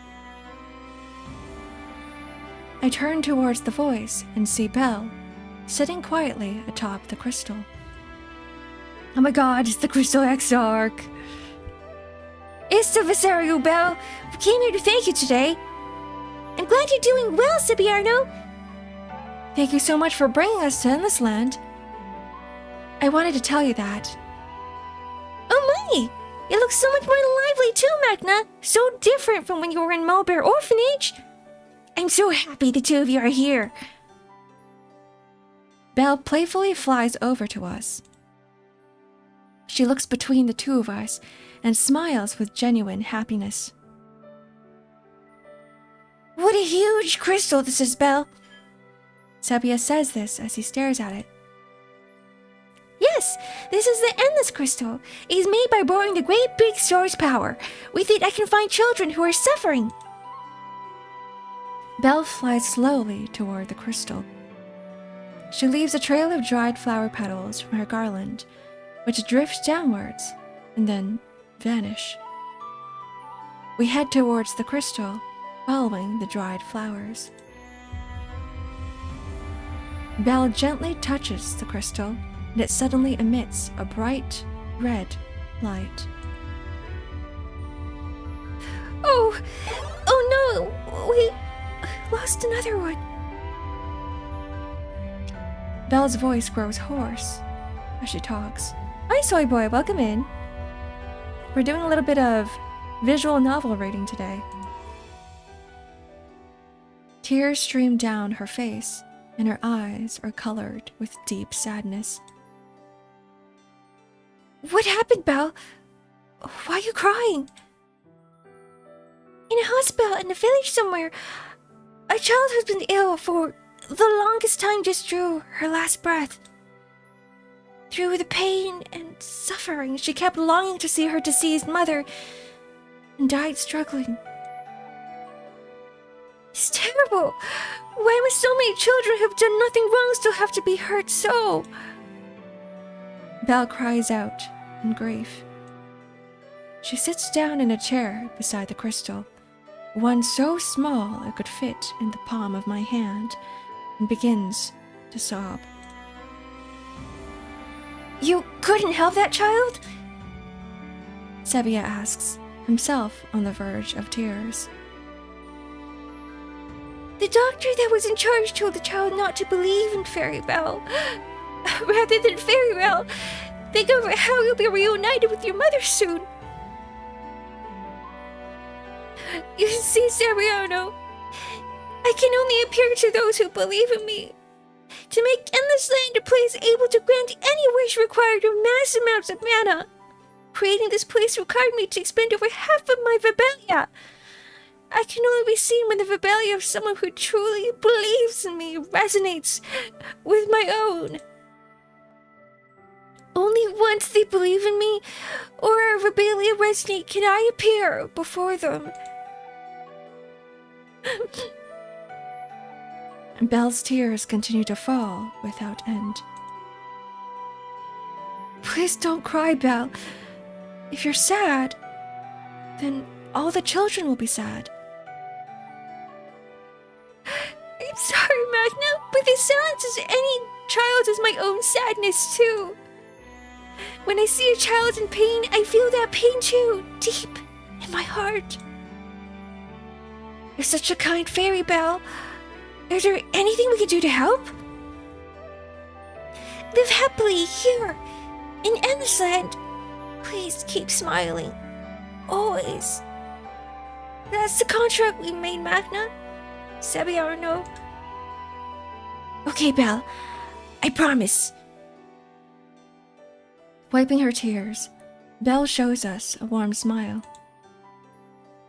Why don't you help adults, Belle? Adults don't believe me, so they aren't able to see me. It's probably impossible for me to imagine that a place of happiness like Endless Land can exist. Belle lifts her arm out and gently rubs the crystal. Why must the world be filled with so much pain? So much sadness? Is that the kind of world you always see? That's right, Mhakna. I decided a long time ago that I would be an angel that helps children in need. Because children can't protect themselves like an adult can. Everyone has to protect them. Someone has to make them happy. You're so amazing, Belle. You even granted my wishes, too. The great big star told us, in this world, for every moment of sadness and despair is a moment of happiness. But there has to be some kind of mistake. Because the truth is, there are so many more tragedies. Far many more. That's why I made Endless Land. To protect children from the pain and suffering of the world. Belle gazes into the crystal with a distant look. Just what kind of world is she looking at through the crystal? We ask Belle, but she doesn't answer. It'll only bring you sadness. Please, just go on. Find as much happiness as you can in Endless Land. Belle's eyes are once more filled with kindness as she tells us that. Sebia and I felt nothing but gratitude for Belle.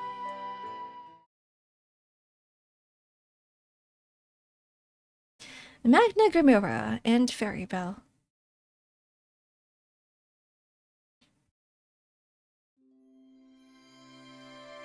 Where should we go today, Mhakna? Where would be nice?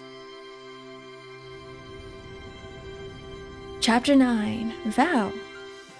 How much time has passed since then? A year? 10 years? 100 years? Endless Land is bathed in a warm light, as always. You haven't been drawing lately, Sebia. Yeah, every day's been so fun, I've totally forgotten to draw. There were so much more fun things to do here than just draw. I wonder why. This is a little... I feel a little prickle, stinging in my chest. What's wrong, Mhakna? You look upset. I don't know. I shut my eyes and tried to find the words to express my thoughts. But I can't come up with anything. You're being weird, Mhakna. What's wrong? I wonder why. No matter how hard I try, I can't come up with the words. It's like I'm searching for something on an endless row of shelves. I don't know, but I don't feel like going out to play today. Well, what do you want to do then? I don't know. You're being weird. All right. When you keep calling me weird, it kind of makes me sad. But it is weird. You're acting really strange today. Why doesn't Sebi understand me? That thought floats through my mind. Even though he always understands me. He always has. Sebia, you dummy! Why? I said something I didn't mean to say at all. My mind goes blank. I run away without looking at Sebia's face. I run and run and run. I keep running until I completely run out of breath.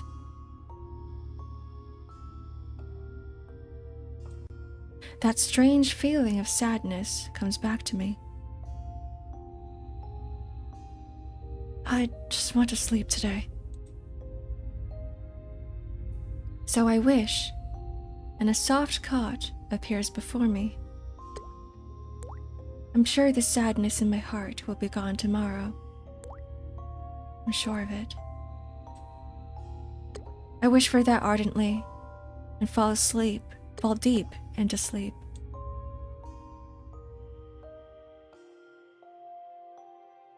How much time has passed since then? By the time I realize it, I can't find Sebia anymore. Think back to that day, over and over again.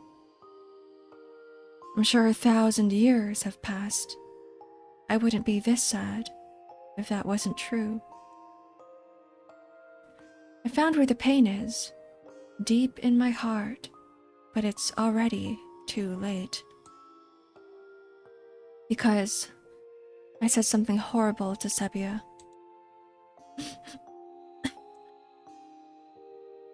Hey, Belle? Fairy Belle? I pray out loud, and then twinkling stars appear from nowhere, and from within them, Fairy Belle appears. What's wrong, Mhakna? Why are you crying? Endless Land is a land of happiness. You can't be sad. I fought with Sebia. I want to meet with Sebia again and say sorry to him. Oh my, fights aren't good. Have you wished to meet him? I want to see Sebia.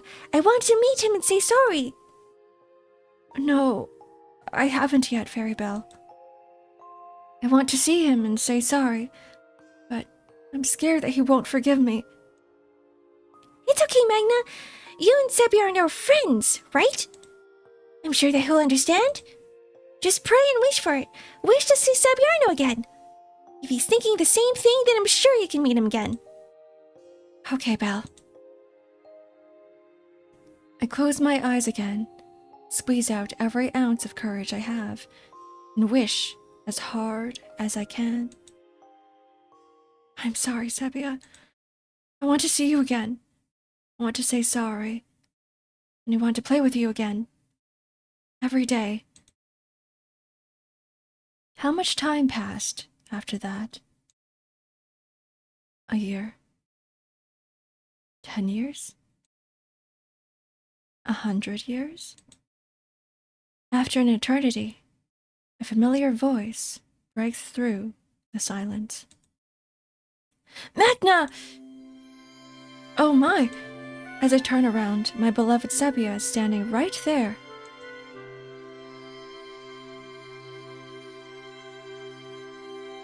Sebia! I want to see you! Me too, Mhakna! I'm sorry I said something so mean to you. Tears drip down my cheeks, falling to my feet. It's okay, Mhakna. I should have listened to you better too. No, Sebia, that's not it. I've been thinking about it ever since then. Why I was so sad. I think it's because I wanted to see you drawing with all your heart again. You wanted to see me drawing that much? Sebia replies, surprised. Watching you draw makes me so happy. That's what kept me going, back in Mulberry Orphanage. That's why I was so sad, because drawing wasn't important to you anymore. But I apologize. I was just being selfish. I wasn't thinking about you. I'm sorry. I'm so sorry. So, that's what it was. Sebia smiles gently. Don't worry, it's not like you don't like to draw anymore. I realized something too. I'm the happiest when I'm playing with you. When we were in Mulberry Orphanage, I drew so I wouldn't feel lonely. But now, I don't have to draw just because I feel sad. I'm going to keep drawing what you want, so you can always be happy. Thanks, Sebia. Let's find a nice hill with clear weather and have a picnic together. I'll draw something for you there. Then I'll find all sorts of flowers so you can draw them for me. Yeah, let's go, Mhakna. You're so cute. From now on, we'll make sure to talk together and put our feelings into words. I don't ever want to feel the sadness again. That day, I carved that vow deep into my heart.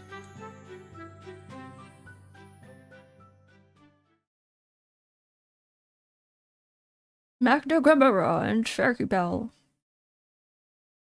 Alright, time for some water.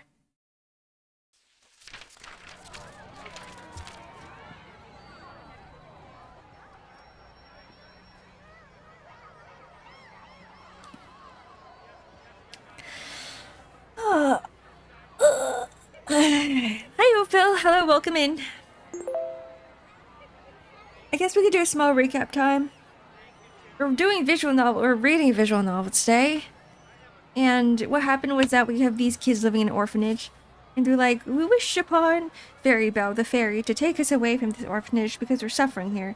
And now we're in this world called Endless Land, where everyone is happy.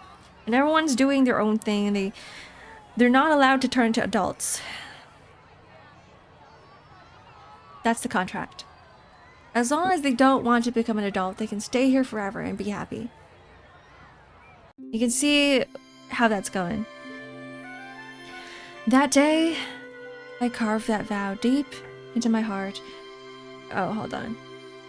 We're going backwards. We're going backwards. There it is. Yeah, cute art style. It's like reading a children's book, almost. Come on, come all, step right up. Today is the big day. The great writer Miss Cotton's newest work is now on sale. You're gonna regret missing this. Oh? Chapter 10. The Great Writer Cotton.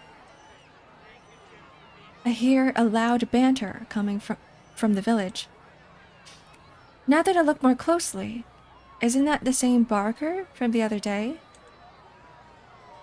Hey, Mhakna! By Miss Cotton, does he mean the same Cotton from last time? It must be. Excuse me? Could I have a book? Sure, here you go. The book has a printed 1,000,000 copies. Of course, everyone in Endless Land already read it. Wow, did you hear that, Sebia? 1,000,000 copies! I can't even imagine that many. The boy, looking satisfied, points to the tent further in and continues. You're in luck!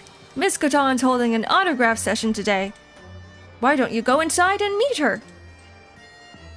We nod and head towards the tent. As we head into the tent, the scent of lowberries tickles my nose. The dark corridor is filled with the aroma.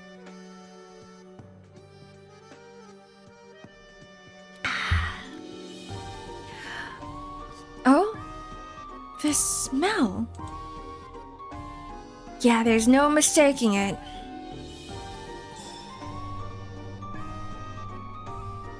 We head further and further in and find a big, heavy door. It's lit by an oil lamp hanging from the ceiling. You may enter? I hear a muted voice from within. I heave and push the heavy door again. As we step inside, I see a cavernous space. It's so big, I can't imagine this all fits inside the tent. Welcome to the autograph session of the great writer, Cotton. Atop the huge, intricately carved hardwood table lie a freshly opened ink bottle and a fountain pen which gleams like it's never been used, all delicately arranged. Behind the table is a monolith of a chair, many times the size of the small girl elegantly sitting upon it. There's no mistake, it's definitely Cotton. But today, she seems to be wearing a pair of glasses a little too big for her. Cotton, congratulations on the release of your book, I tell her.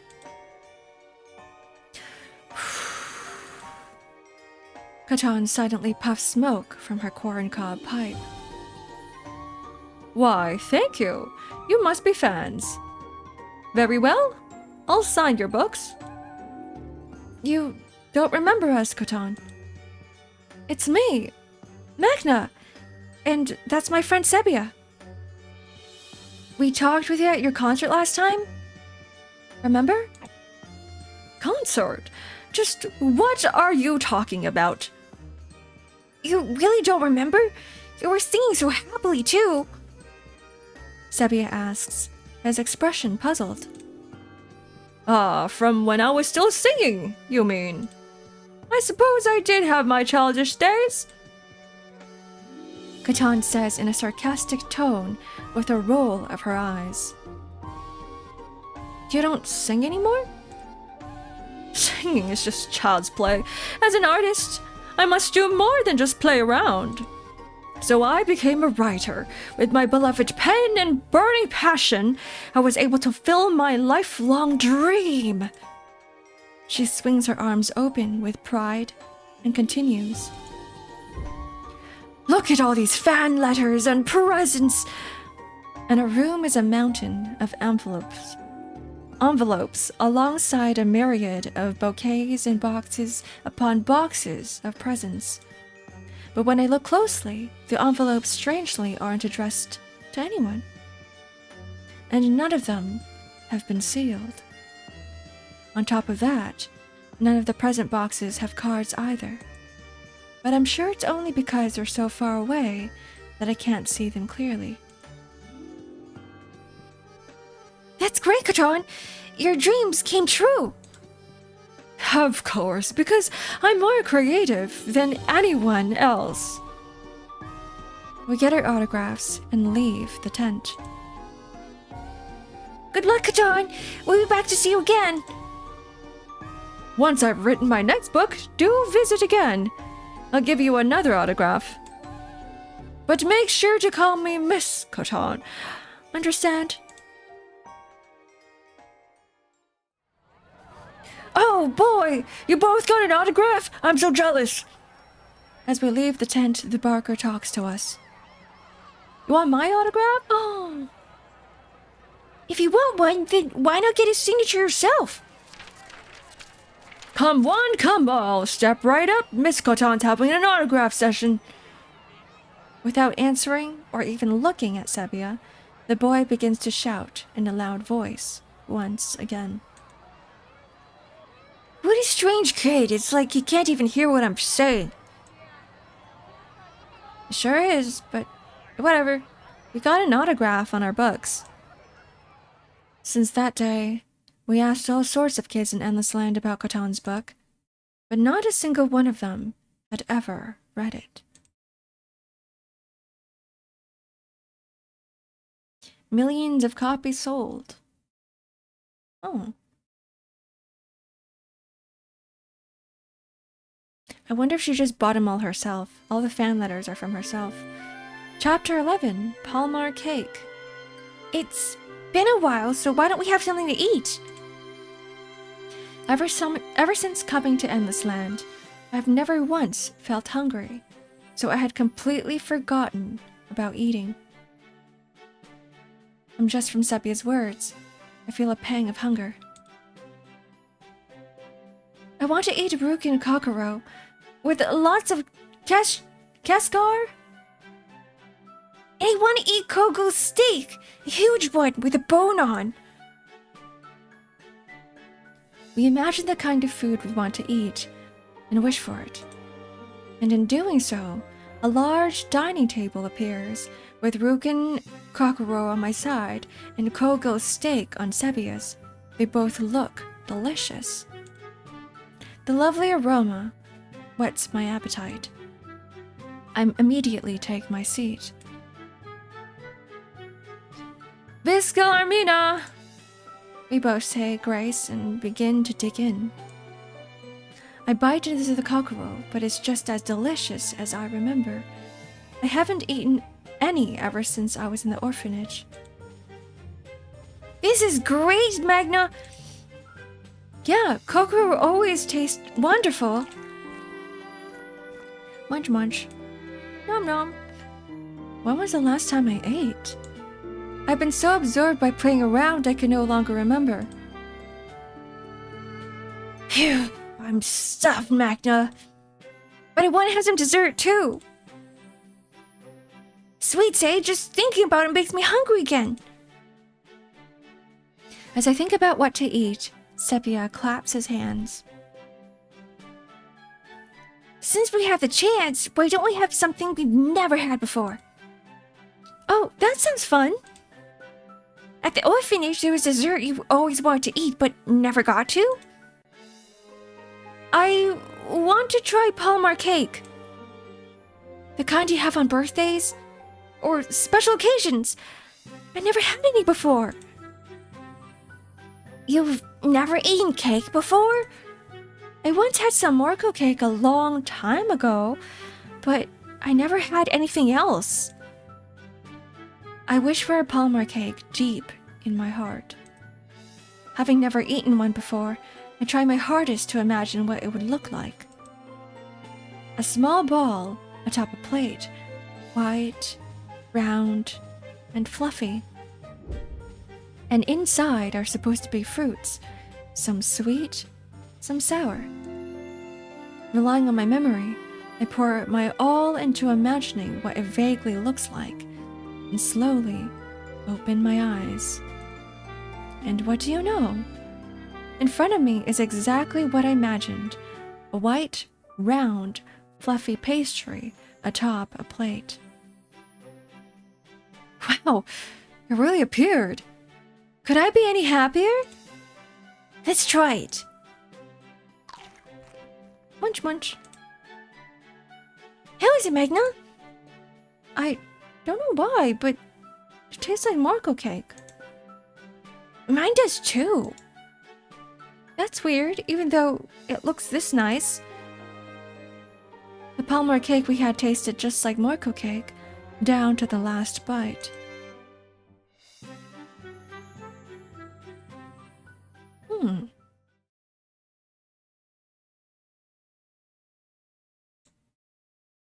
Mhakna Gramura and Fairy Bell. Chapter 12. The Two Boys. This is a story from a certain day. Sebia and I were heading to a picnic at our usual open field.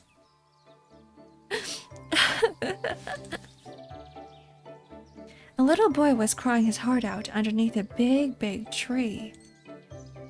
He seemed to be around our age, or maybe a little younger, and had on a coat a little too big for him. Visceral, hey, are you alright? Concerned, Sebia calls out to the still crying boy. Visceral, mister, my name is Maze. I'm looking for my big brother, Rosen. Are you lost?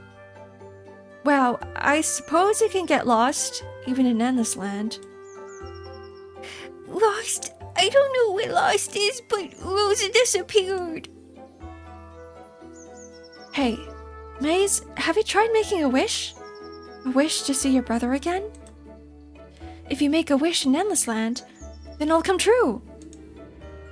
I did, but Rosen's nowhere at all. As he tells us as he hugs his knees once again. Oh, that's terrible. Hey, Mhakna, do you want to look for Maze's brother? Yeah, maybe we can help. Maze, where did you last see him? I don't know. I don't know where to look. His voice comes out like a whisper, faint and weak. But despite that, Sebia continues to talk to him with a smile. Well, let's just start looking around. Thank you, Mr. Miss. Oh, I know. I'll give you some candy as thanks. Maze brightens up, no longer in tears as he was before. Perhaps thanks to Sebia. He takes out some candy from his pocket and gives it to us. Wow, thank you, Maze. This looks delicious. Thanks, I love candy too. Energized from our surprise snack, we begin to travel around, looking for Maze's older brother, Rosen. At Sebia's suggestion, we first search in the forest. We close our eyes and wish to meet Rosen when all of a sudden, we hear very loud sounds.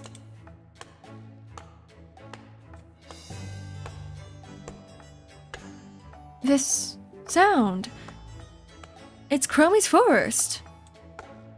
Why don't we ask him if he's seen Rosen?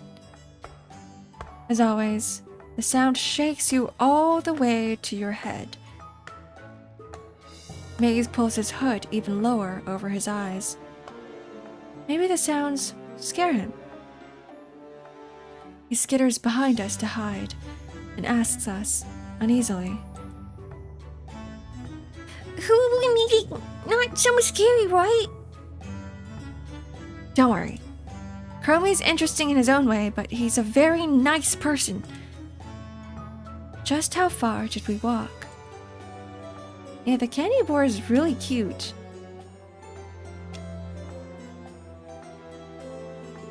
As we get closer and closer, the sounds get louder and louder.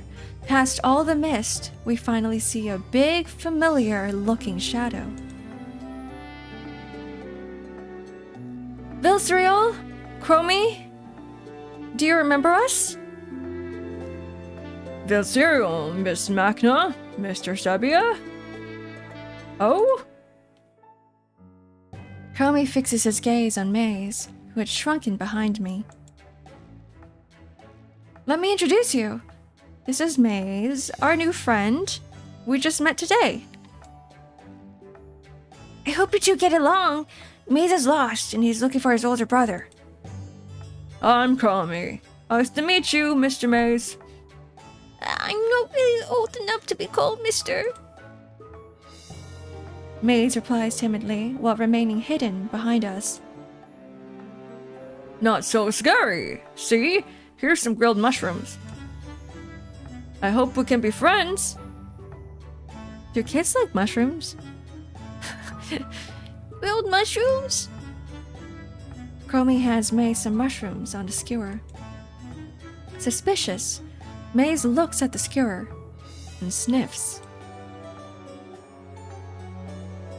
Oh, you've never eaten mushrooms before?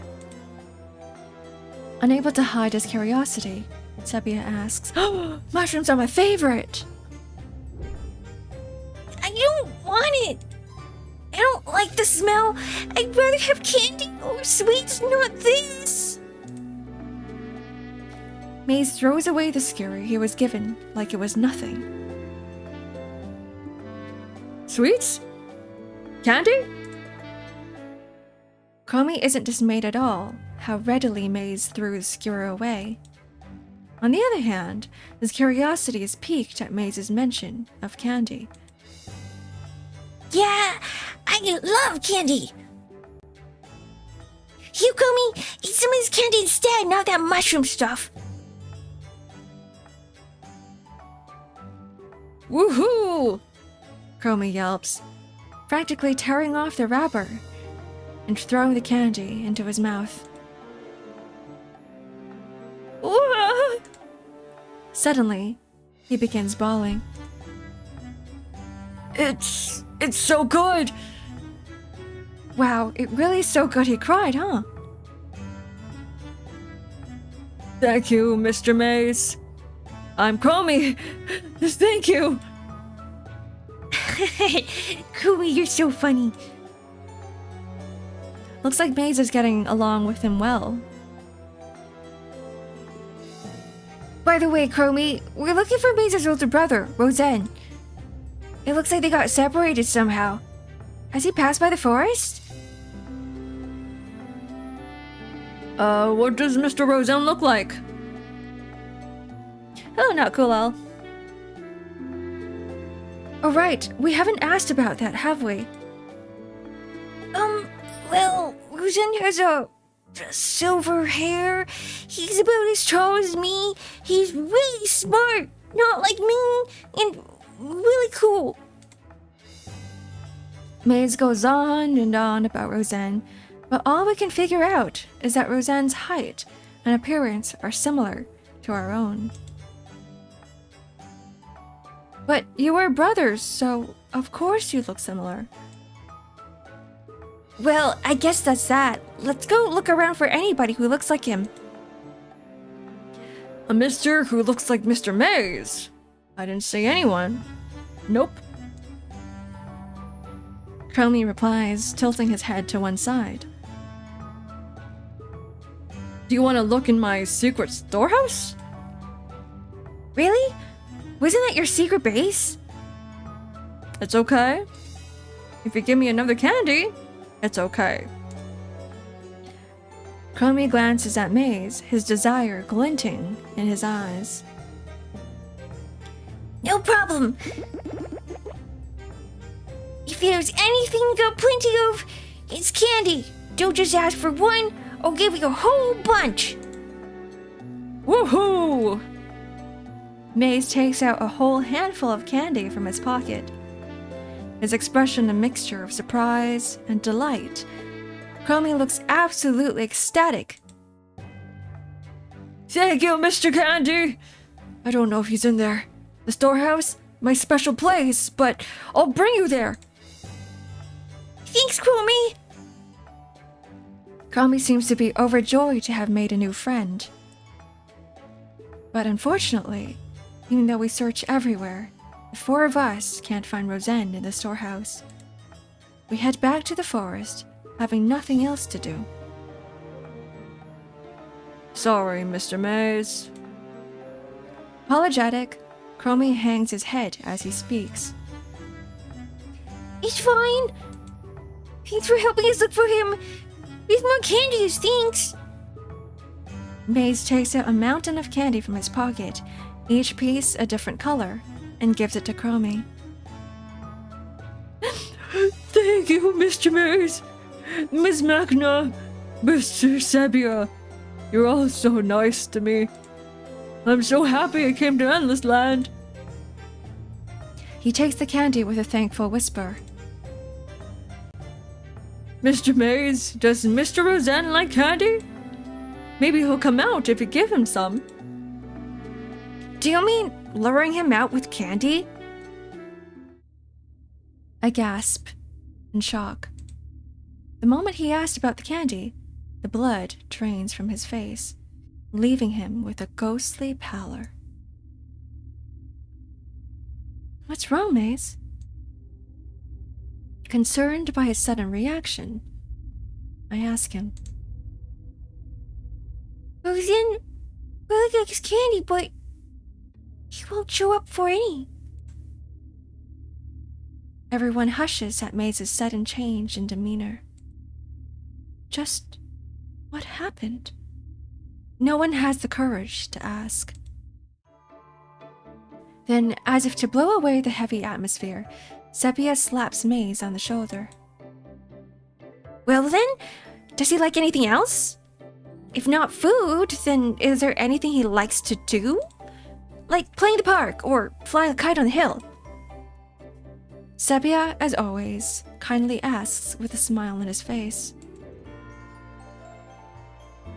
Roseanne reads a lot of books. He's so smart.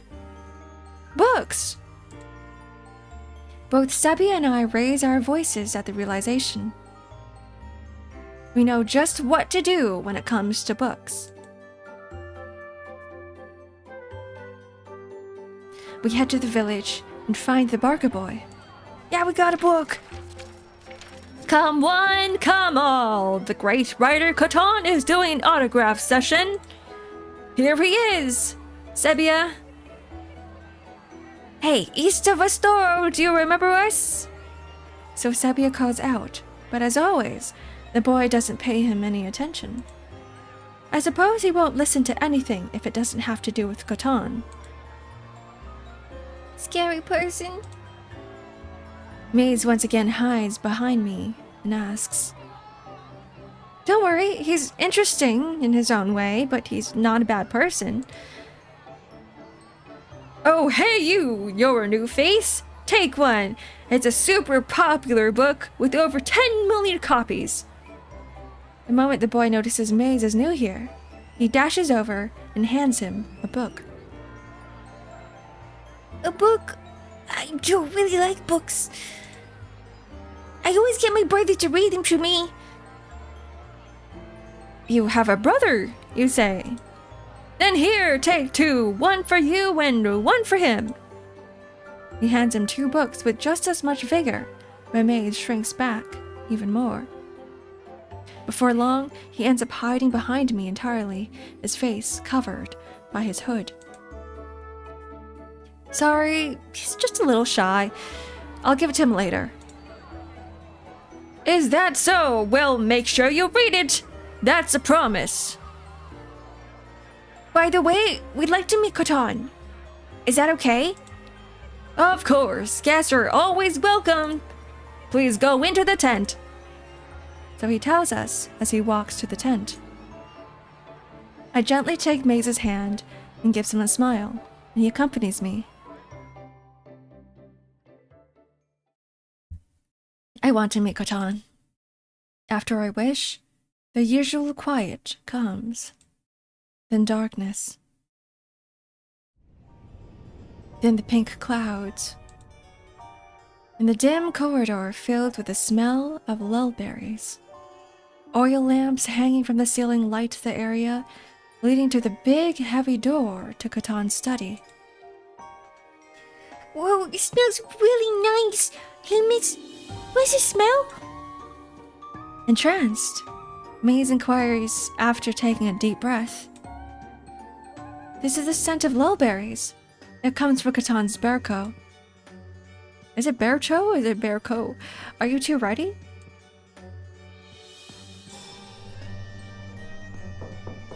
Maze and I nod, prompting Sepia to knock on the door. Yes, who is it? I'm busy writing. Sorry, Catan, we came because we wanted to ask you something. Ask me? About my book, right?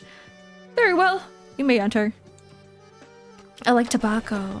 Oh, that makes sense. The door clicks open, intense clouds of lullberries gushing forth.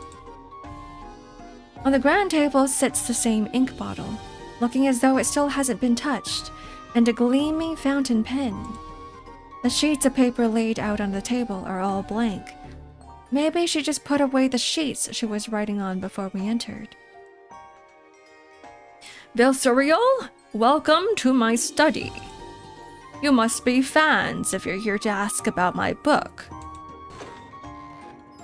Oh, you don't remember us, Catan? It's me, Mhakna. Sorry, I don't know anyone named Mhakna. I see. You were always so busy, of course you'd forget. I'm a little sad, but she seemed so happy that I let it go. By the way, Catan, I have a question for you. Sebi asked Catan about Maze's older brother. She tilts her head in response. Roseanne, I don't remember ever signing a book for anyone with that name. It looks like Maze's brother hasn't been here either. Miss, you smell really nice. Maze edges closer to Catan. It seems like he's opened up a little. My, thank you. Mulberries are the fruit of nobility, a symbol of class. Perfect for an artist with a strong presence like myself, don't you think? It must be really amazing. Here, I'll give you this. And what could this be? It's candy. Try eating it. It'll become whatever flavor you like. Oh my, Maze, so your candy is magical.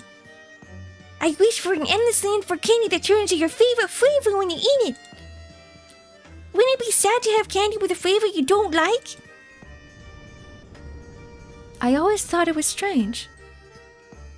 How does he carry that much candy in such small pockets? His candies are a part of Fairy Belle's magic, too. Mine tastes like sweet milk. How about you, Mhakna? Mine was sweet strawberries. They all really do taste different, huh? Hey, Catan, what's yours taste like? Sabia leans forward as he asks. Mulberries, of course. Mulberries are the fruit that suits me the most. Catan declares with with pride and eats the small, faintly glowing candy. This flavor.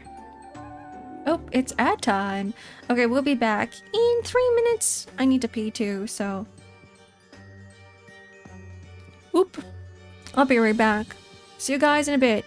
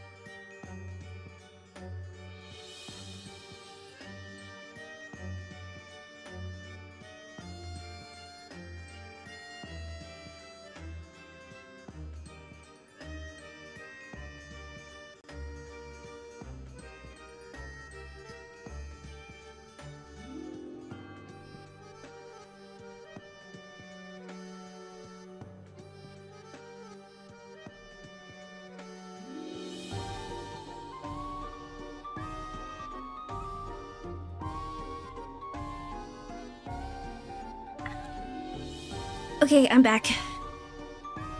I need to sit properly in my chair. Oh, you're sentient. Dehydrate too? I did, yeah. I'm gonna hydrate more. Alright, let's see what's happening. This flavor. Yeah, veal cereal to you too.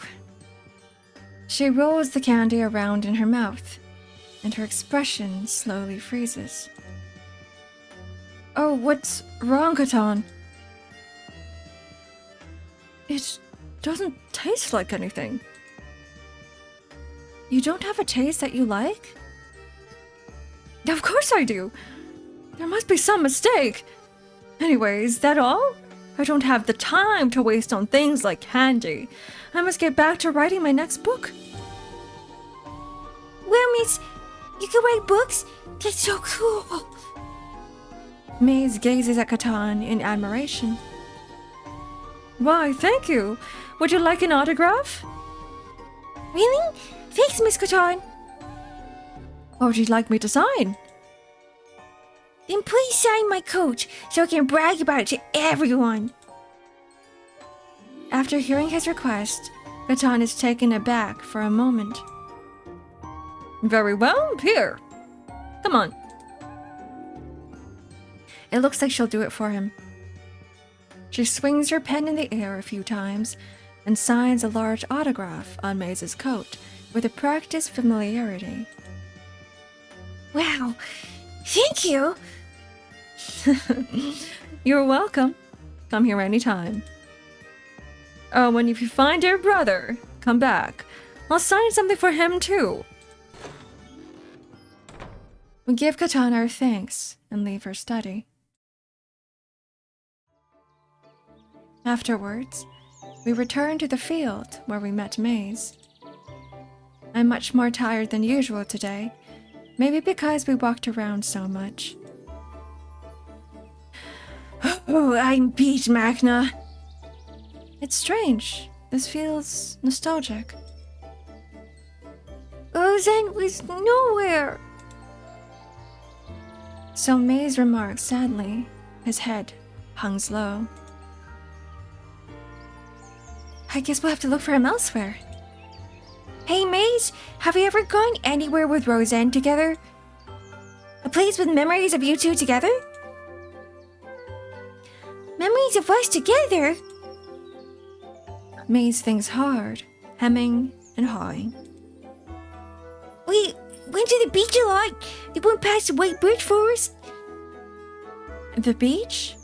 We haven't gone there before. Oh, right, then let's go look for him there tomorrow. Really? You help me look for him tomorrow too? Of course. We're friends already, right?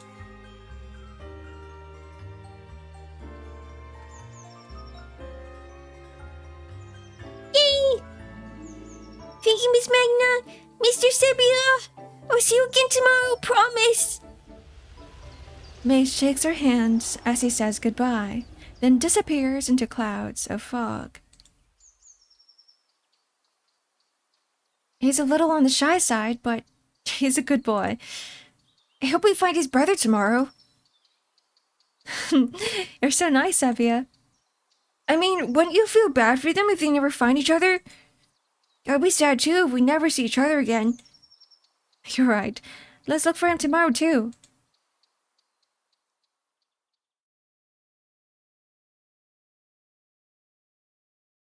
Mhakna Gramura and Fairy Bell.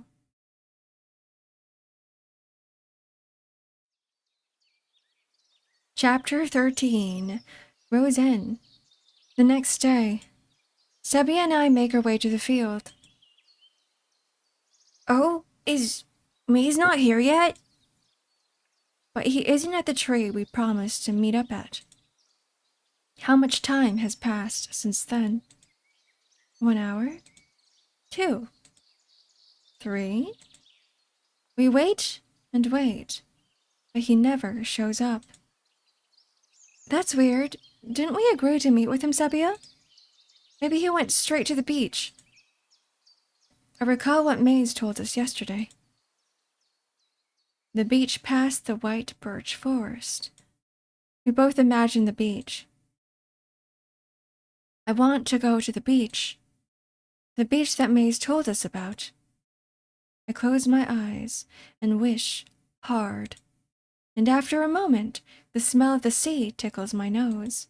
The sounds of the waves crashing become louder and louder. And when I open my eyes,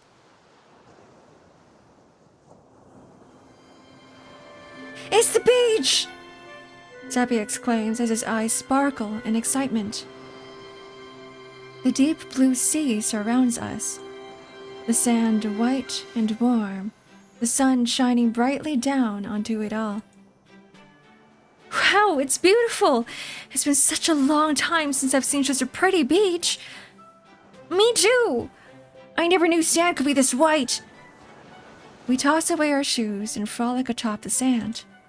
And smooth and fine, and as we kick it up into the air, it catches between our toes and is carried away by the wind. It's so warm, it feels great. I could just fall asleep. Yeah, but we need to look for Maze. Just as Sepia reminds me, I hear the sound of someone approaching, mixed in with the waves. This is the anime beach episode, by the way. Just who gave you permission to set foot on this beach? I hear a familiar voice from behind us. I turn around to see. Maze! We were so worried. We were waiting for you for so long at the field. To our surprise, is a boy who looks just like Maze. But the way he looks at us gives me the impression that he's angry at us. Maze! You two know him? The moment he hears the name Maze, the boy closes his book with a thud. What, do you mean you're not Maze? I'd rather you didn't compare me to the likes of him. My name's Roseanne. I'm from nobility. Once we hear that, Sepia and I exchange looks, our mouths agape. You're kidding! You look exactly like Maze.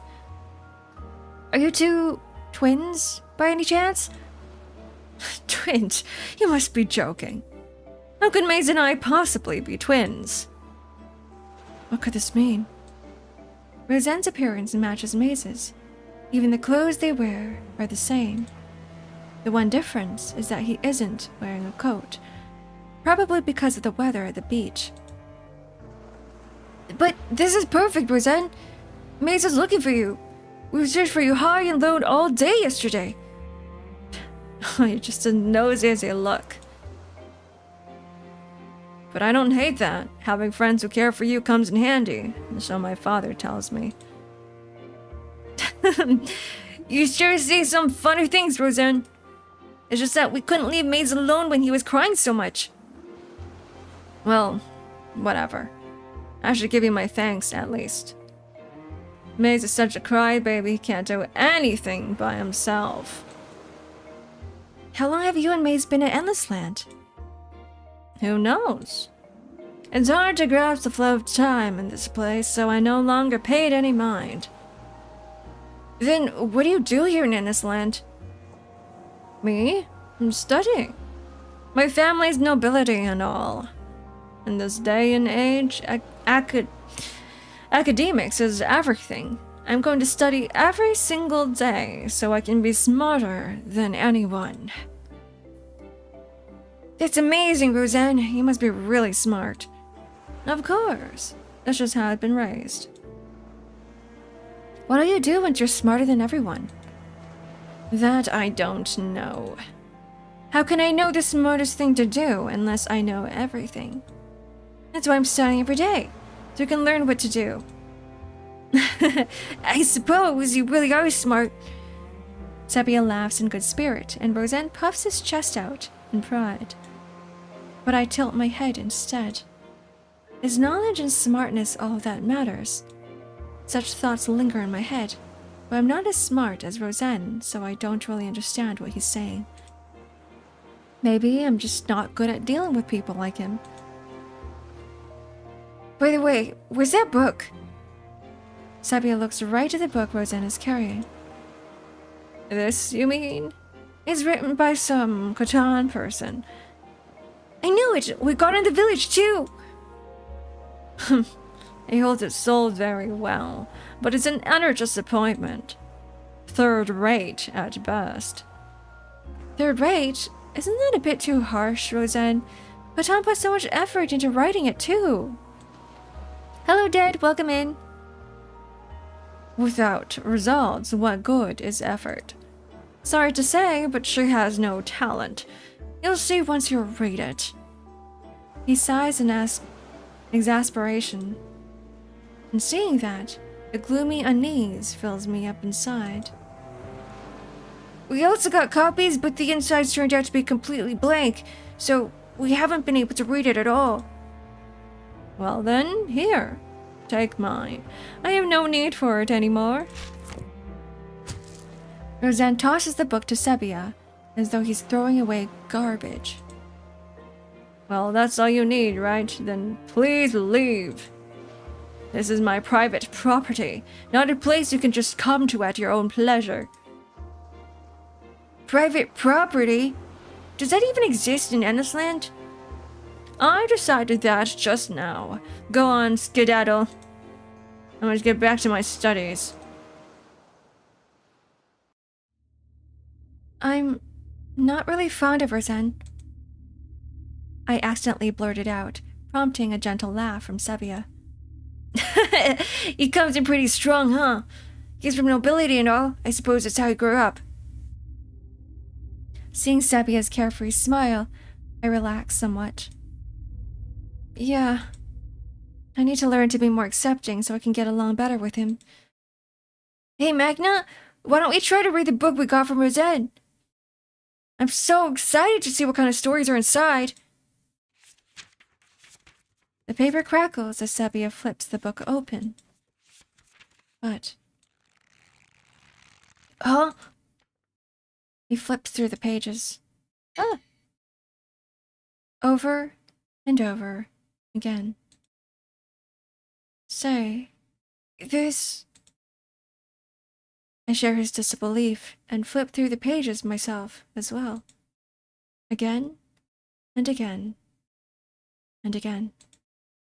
But written on those pages is nothing. The entire book is nothing but blank whiteness, just like the books we got ourselves. What does this mean? Just what was Roseanne reading, then? Finally a book I can finish. That's not reading at all. Mhakna Gramura and the Fairy Bell. Are you ready, Mhakna? Just a minute. I'm getting my gift ready. Chapter 14. Blank Sheet, Catan. We're going to meet the great writer, Catan. It's been a while since we've seen her, so we thought we'd say hi, thinking that she might have a new book out. Has she written a new book yet? I'm sure she's such a great writer after all. We should get another book from her. Name the Wind, yeah, it is a slow ride. I love the way it's written too, so you kind of have to take your time. Dragon Appreciation Day, that was a few days ago. You're a bit late, Heart Anime, but it's fine. I'll accept it. Appreciate me. I'm kidding. Hi, Heart Anime, welcome in. We just needed to find out what the book was about after hearing what Roseanne had said. It's okay. You're good. You don't have to apologize. It's too bad that the ink on the book that Roseanne gave us faded away. I want to give her my impressions of it. Nothing we can do, Sebia. We just need to get another one. We arrive at the village where Catan should be. But something feels off. Something feels missing. When I look around, I notice something. Oh, the barker from last time isn't here. The boy who normally calls people attention, the boy supporting Catan with such a lively voice, isn't here. Is Catan around? The tent's still here. She must be. I want to meet Catan. We made the wish. And... whoosh. We find ourselves in a pure white room. Above, below, to the left, to the right, it's all white. Not a single speck of dust can be found anywhere in the room. It's so white, it feels like we're just floating in space. Huh? What's this? In that endless sea of white, there sits a single girl, wearing a white one-piece dress. She takes out a stick of berko from a case, dabbing some water onto its tip. She blows, but nothing happens. Normally, the scent of lulberries and pink puffs of smoke would appear. Catan? Oh, who are you? Are you here to get an autograph? She replies with a weak voice that I've never heard before. No, Catan, it's just been a while, so we came to say hi. Are you well? She looks at us, then at the berko in her hand. Her gaze darts back and forth several times, and then, seeming to have decided what to say, she speaks. I have conquered the world, dancing, singing, creating, science, even Minecrafty. I've reached the top. I've done it all. Wow, Catan, even though you're just around our age, you sure did all sorts of things while we weren't around. Yes, amazing, aren't I? Everyone who didn't believe in me, I made them all eat their words. It's been such a long road, but I made it with my talents and hard work. After a moment's silence, she whispers faintly. She stares into the blank space. But what do I do now? After conquering everything, what should I do next? After she asks us, she once again sinks into silence. Her expression is both gentle, yet somehow melancholy. I can't imagine what she's thinking right now. Wow, you really are a genius, Catan. You couldn't possibly think of something that hard. I gotta hand it to you, Catan. You really are amazing. Oh, I'm sorry. I suppose there isn't any point in asking you that, is there?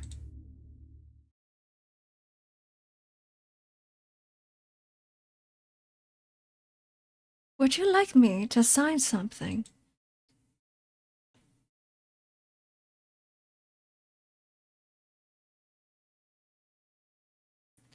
And that was the last time we ever saw Catan. Ah.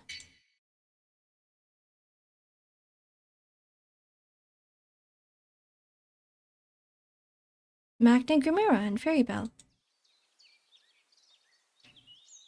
Chapter 15, Rejection. I think here is a good place to save. No data.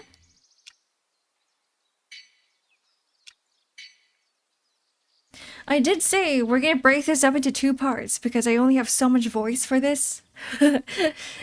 I can't voice act for more than 2-3 hours. So this is a good, this is a good part, a good point to stop cliffhangers. We'll be back with more sometime this week or next week, we'll see. maybe 30 to 40 minutes left. I think my throat might just die, collapse. Even though it's short, even though it's 30, 40 minutes, I feel like I can't speak much anymore. So we will stop around here. Goodbye. Goodbye to the game. Let's go back here. Hi guys. How are you guys doing? Still alive? I really like the story so far. You can sort of see where it's going. It's one of those visual novels where it's like, we're gonna teach you guys a lesson today. We're gonna finish this visual novel or finish the story thinking about what the lesson it's teaching. You're very much alive. That's good because I feel like I'm about to die. No, just my voice. Just my voice. So that's why we have to end it. And it is 12. It is time for lunch. And then I'm going to be so excited because I get to open up my book. But rest of today for me is just going to be finishing up commissions. There are some things I need to get done by today, so I'm going to work on it hard. So thank you guys for joining me today. I hope you guys enjoyed the story. I hope you guys enjoyed Mhakna Gramura and the Fairy Bell. What is Ark reading? I am not reading today, but I did get a book in the mail, and it's the Lore of Arknights. It's the Arknights lore book. It's the lore on Terra. So that's what I'm super excited to see and open. It also comes with some cool in-game things that I can add to my own account as well. You already know most of it. Kind of, but I feel like there's still a lot missing. Like I've not read every single event, right? I'm not caught up to the main story yet. I'm still on act... What is it? Like chapter 13. It's huge! It's huge! It is huge! Alright, let's see who is streaming right now. Let's go check. Let's